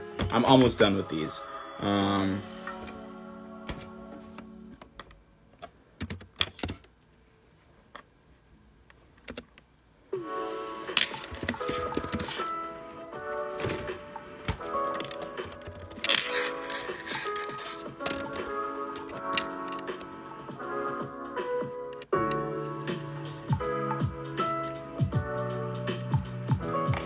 I said it already, but my first character was Alan Albright in Ben 10 Alien Force. That was the first character I ever voiced.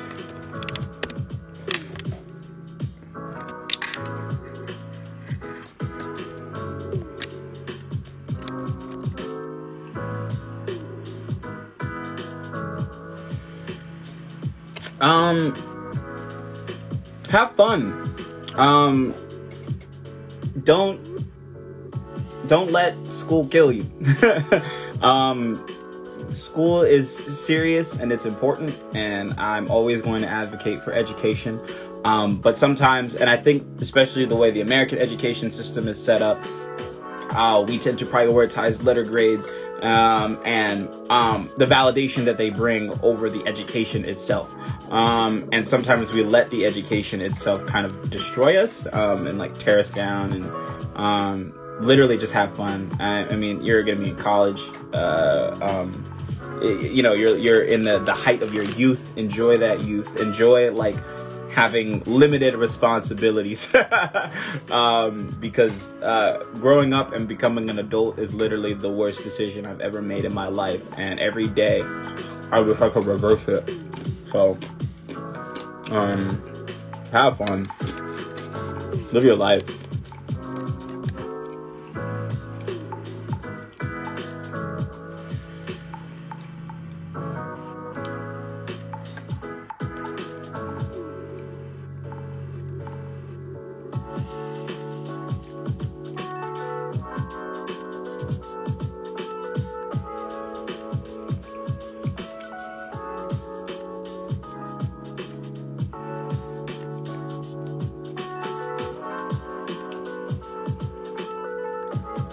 I like this question. I love anything with drama.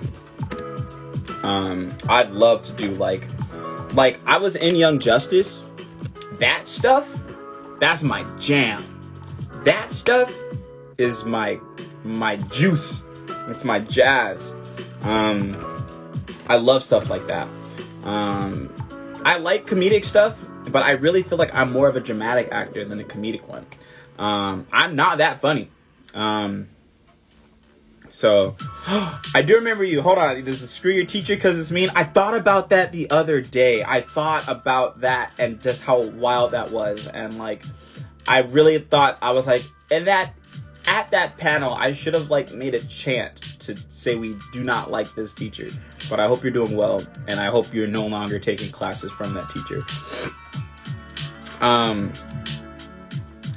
But yeah, like stuff like Young Justice, stuff like the stuff that I've been doing with Hunter, like that is, I love that. So I really, really want to do more of that. Like I like shows like Gravity Falls, shows like Young Justice, shows like Avatar. That's the stuff I want to play in. Yeah, I really like living in those worlds.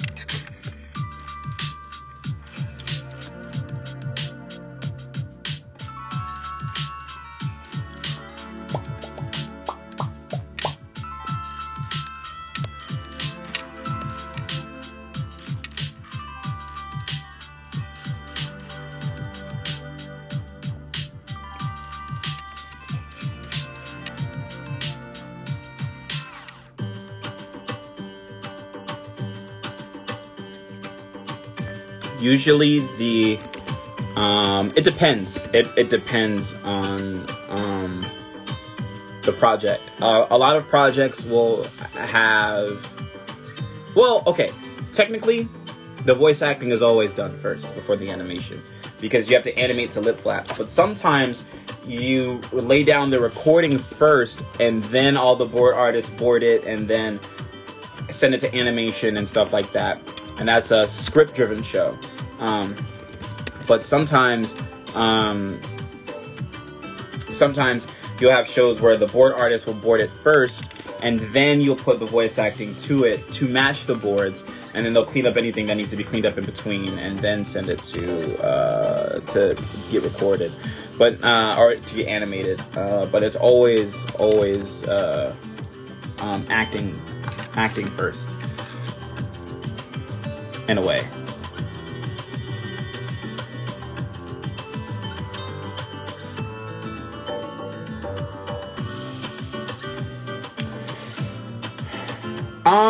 Surprisingly, no. I do not like how my voice sounds in records. I don't know if that's just an everybody thing, but I personally don't. I'm not too fond of it. I'm always like, wow, that's what my voice sounds like. I don't know how you all like it, because I especially hate how my laugh. I hate my laugh. That was dark. Was that dark? Oh, got a little dark. Got a little sad there.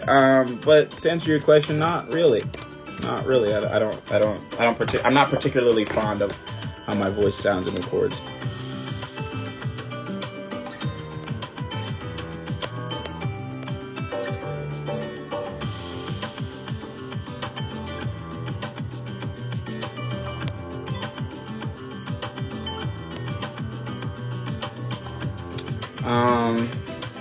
This is a good question. Any advice to keep going on for your dreams?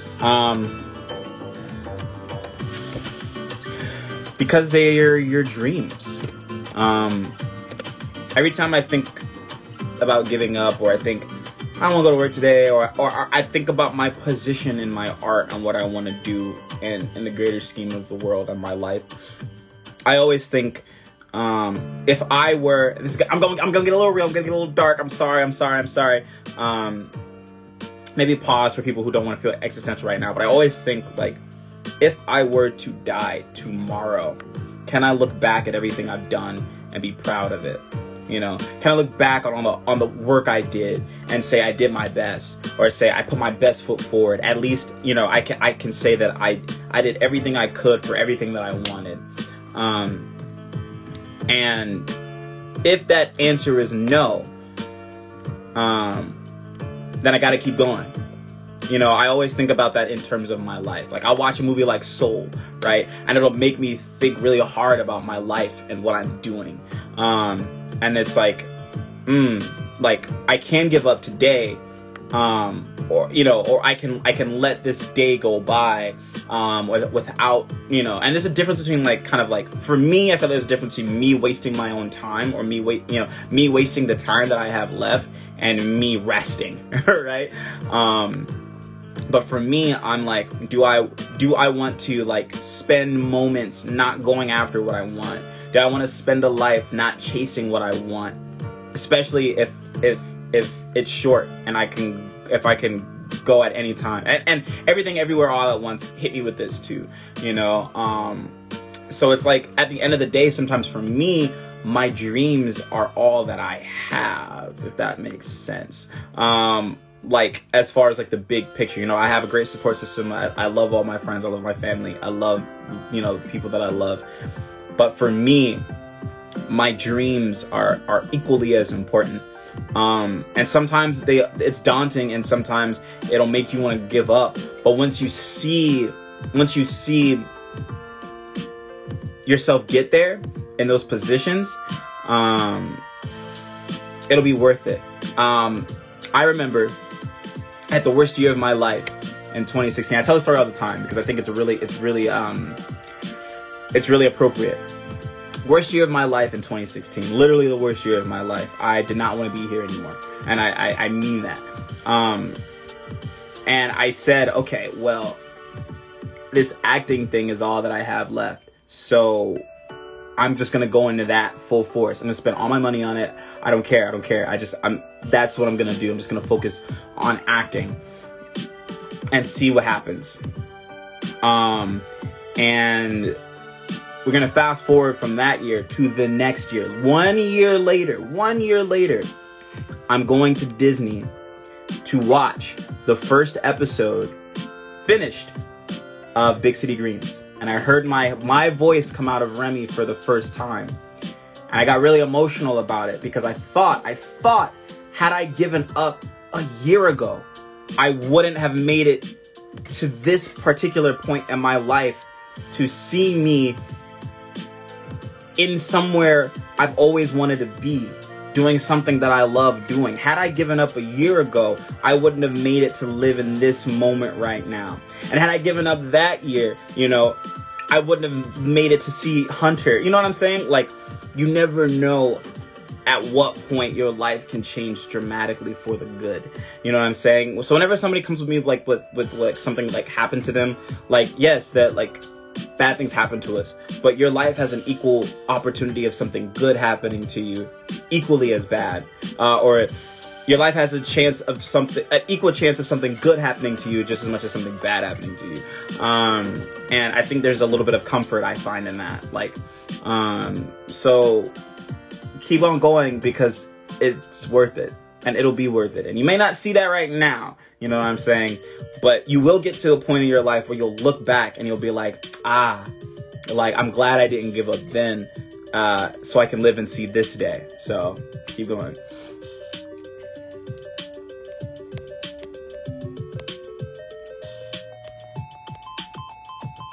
So when I say, if you hear me ever say, like, on Twitter or something, that Big City Greens saved my life, that's why. that's why.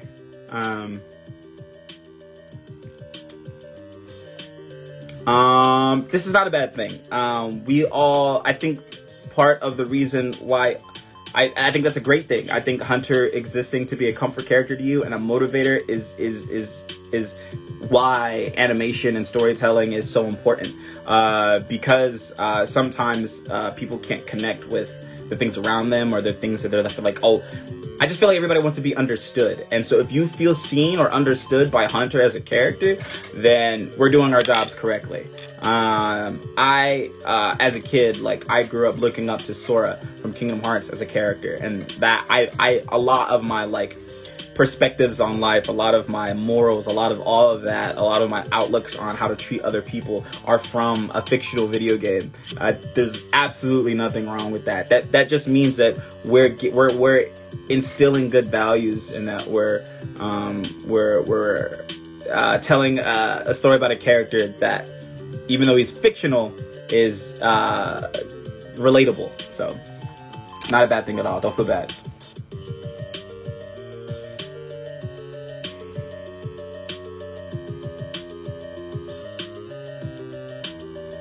Okay, let me like answer like one that like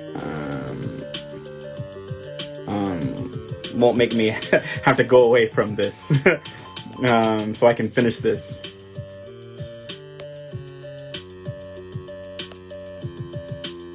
Okay, here we go. Top 3 anime, really easy. Oh god, this is not that easy.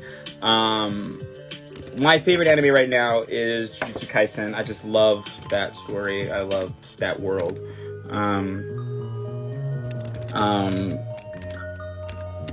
Fullmetal Alchemist, Brotherhood specifically, and Soul Eater. I can add a moderator to my live video? I really wish that I knew that. God, that would be so helpful in helping me answer these questions.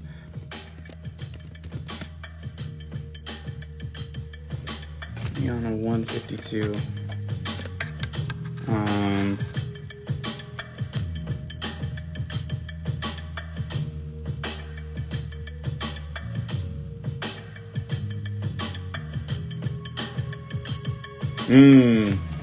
The future. Yes, I do this a lot, too. It's very scary. The future is very scary. And sometimes I think to myself, and maybe this will help you, is, so I go back to the whole, how do I want to look at how I spent my life? Do I want to look back and see myself as someone who obsessed so much over the future and something that's unknown, that I never really fully cherished and lived in my present, which is what all we really have. It's I feel like it's just about refocusing on what's important, right? We don't know the future.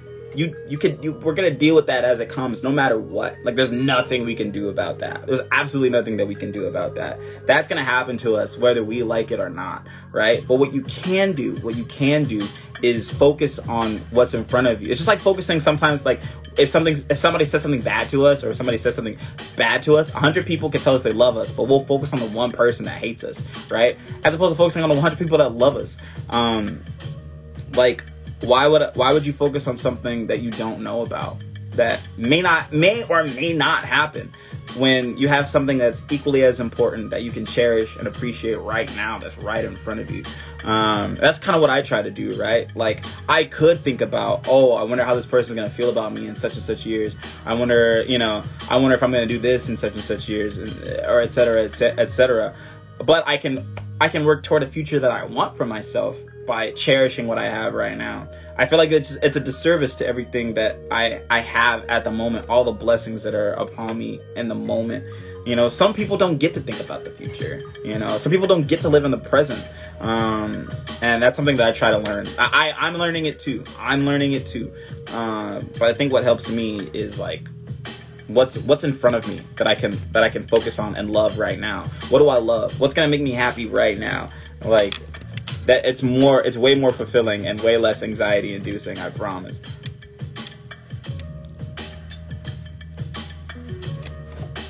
You know, did you do your best? Are you doing your best? Mental health check. How we doing? How we doing in the audience? I'm almost done, you guys. Look, literally these two left, and I have an extra for someone. I have to sign. Brandy. That's who it is. Brandy wanted a Go print, so I gotta take you out of here.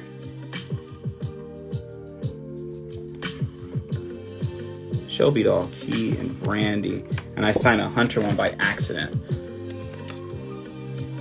Pray for you. I got you. What you want me to pray for you about, G?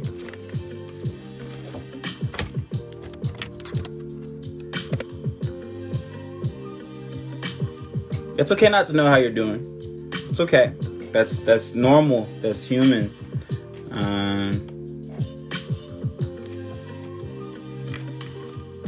Good. I'm glad it helped. It's good. It's very normal not to know, and sometimes that's okay. It's okay to not know. The best way to combat that is to just, you know, self-soothe. Give yourself a hug and say it's okay. Tell yourself you're doing it's okay, and maybe treat yourself. Well, we'll make you feel good right now. Not better, but we'll make you feel good. Maybe we'll help a little bit. Eat some ice cream. It's never a bad time to ask about the Miracle Foot tweet, okay? But with that being said, everyone, last week and this week was hard. I had a hard week last week and this week too, so I completely understand. But, you know, focus on what you love. All we got is each other at the end of the day. You know what I'm saying?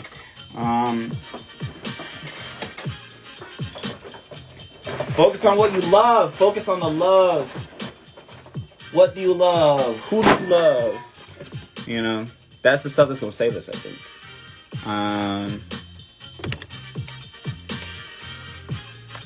And I'm definitely sending my most sincere prayers out to whoever asked for it. I didn't see what you wanted me to pray about or what you wanted anyone to pray about, but everybody who's religious, prayers out to that person. Let me sign this first, Brandy. You wanted a Go print, and I signed the wrong one. So here you go. Pun intended. I believe in God heavy. I am a very spiritual person.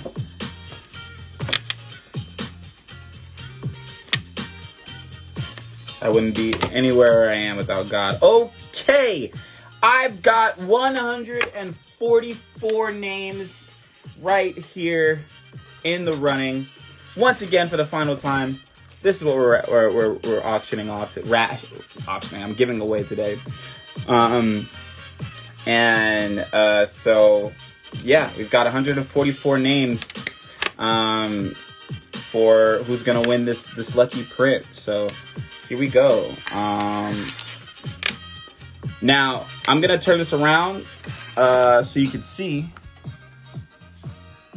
First of all, okay, ignore this. This isn't who won. This was just, I tested with 3 names and just to test, see if this works. But here's everyone's names just for proof,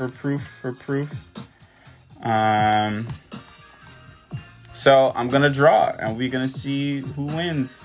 Here we go. And there you go. Whoever Delane is, 173. That was fast. That was kind of anticlimactic, but you won.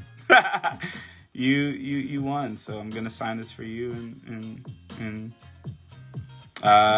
yeah. So there you go. I feel like you guys all waited, and it was just like very like, it was very like, and it's done. Thank you all for being such good sports about it. I know some of y'all really had your heart set on this, so I really hope, Delane, whoever you are, I hope you really appreciate this, because a lot of people had their heart set on it.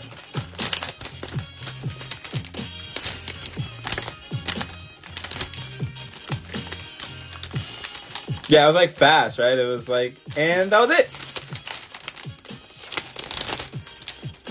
Okay, how do I...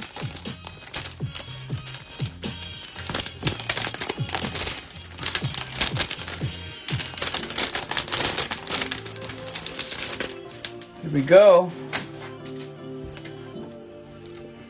Wow. Okay.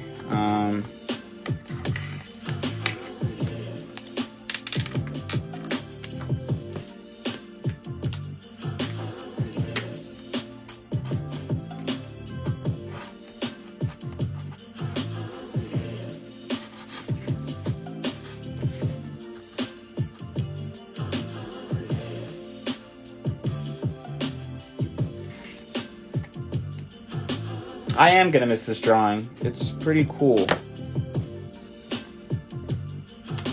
I know, right? Don't mess it up. Now I feel like y'all would like that. Like, I messed it up. That way, I was like, oh, I messed up. Guess I gotta do it again. I did, because it smelled interesting. I did smell it. And there it is, Delane. It's got your name on it. That means it's yours forever. Hopefully you see this live if you're not here.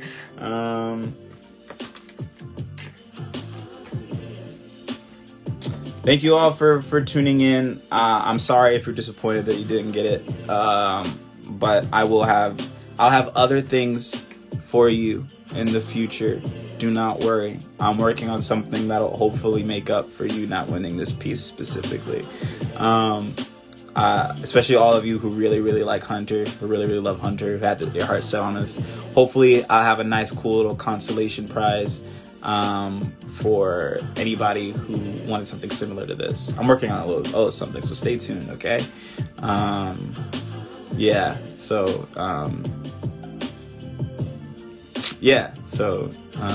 thank you all for tuning in and hanging out. And this is a journey. This is a big journey. So thank you all for being here for the ride.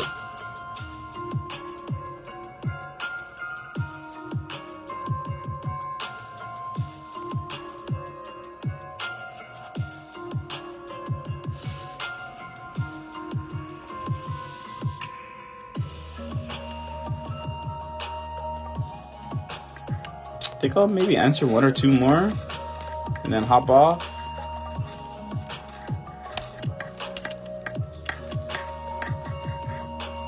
I had one that I wanted to answer. Yes.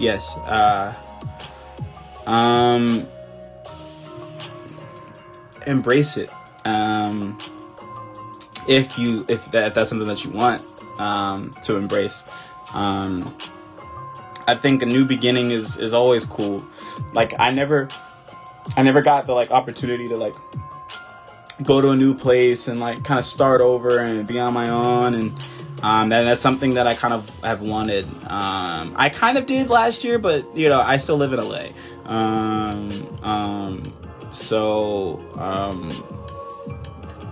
Just be prepared to drive everywhere.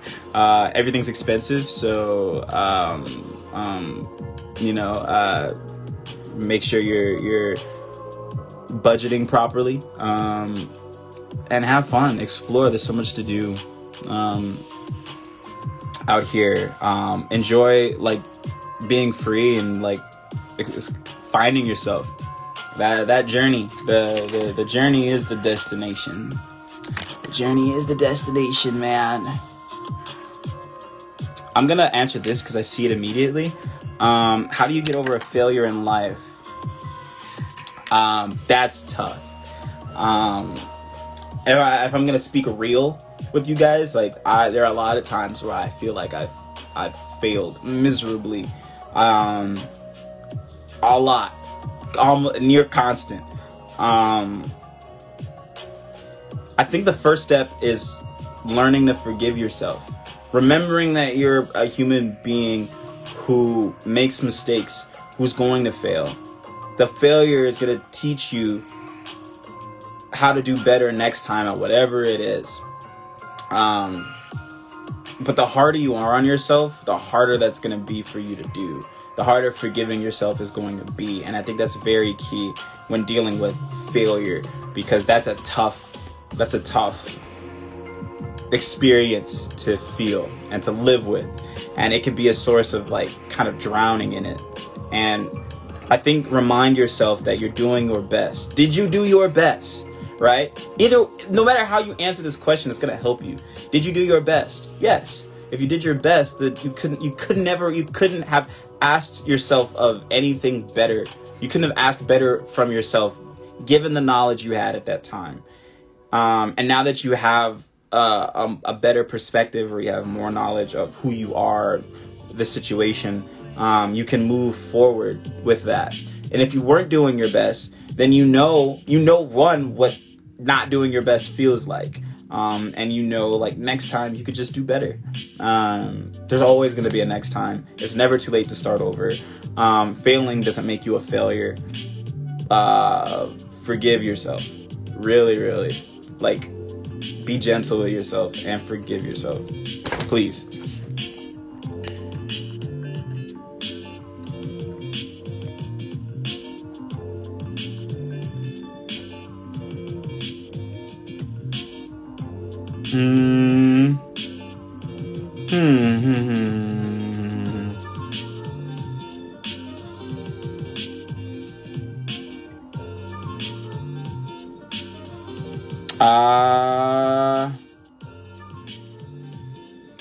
I've always wanted to be an actor, but I think before knowing that I wanted to be an actor, I considered like being a lawyer, because I like debating.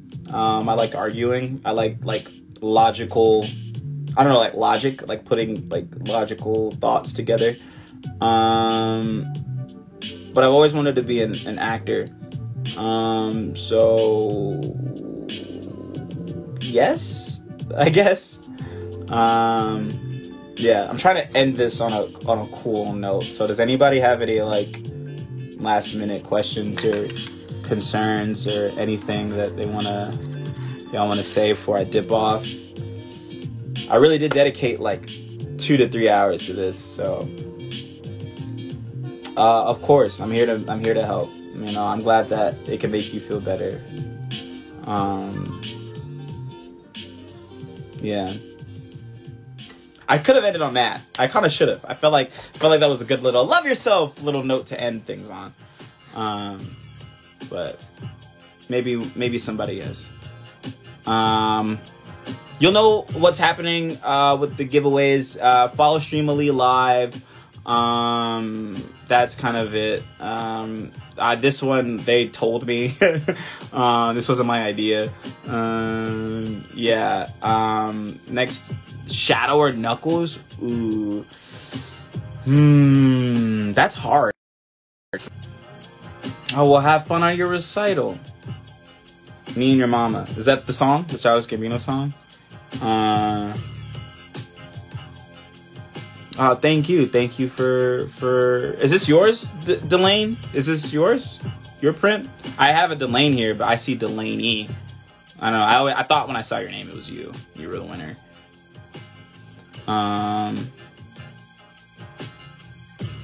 Oh, of course. Thank you for making your art. I should make live streams. I'm trying to. Maybe I'll get to Twitch. Maybe I'll get to Twitch. I get around doing the Twitch thing from the Philippines. Well, thank you so much.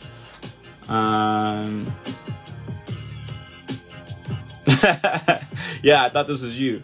All right. Well, that said, I guess I don't end this on an epic note. I guess I'm just gonna end it really boring. Like, here's how I'll end it: is everyone look at the print. Say, I don't know, I love you. Bye.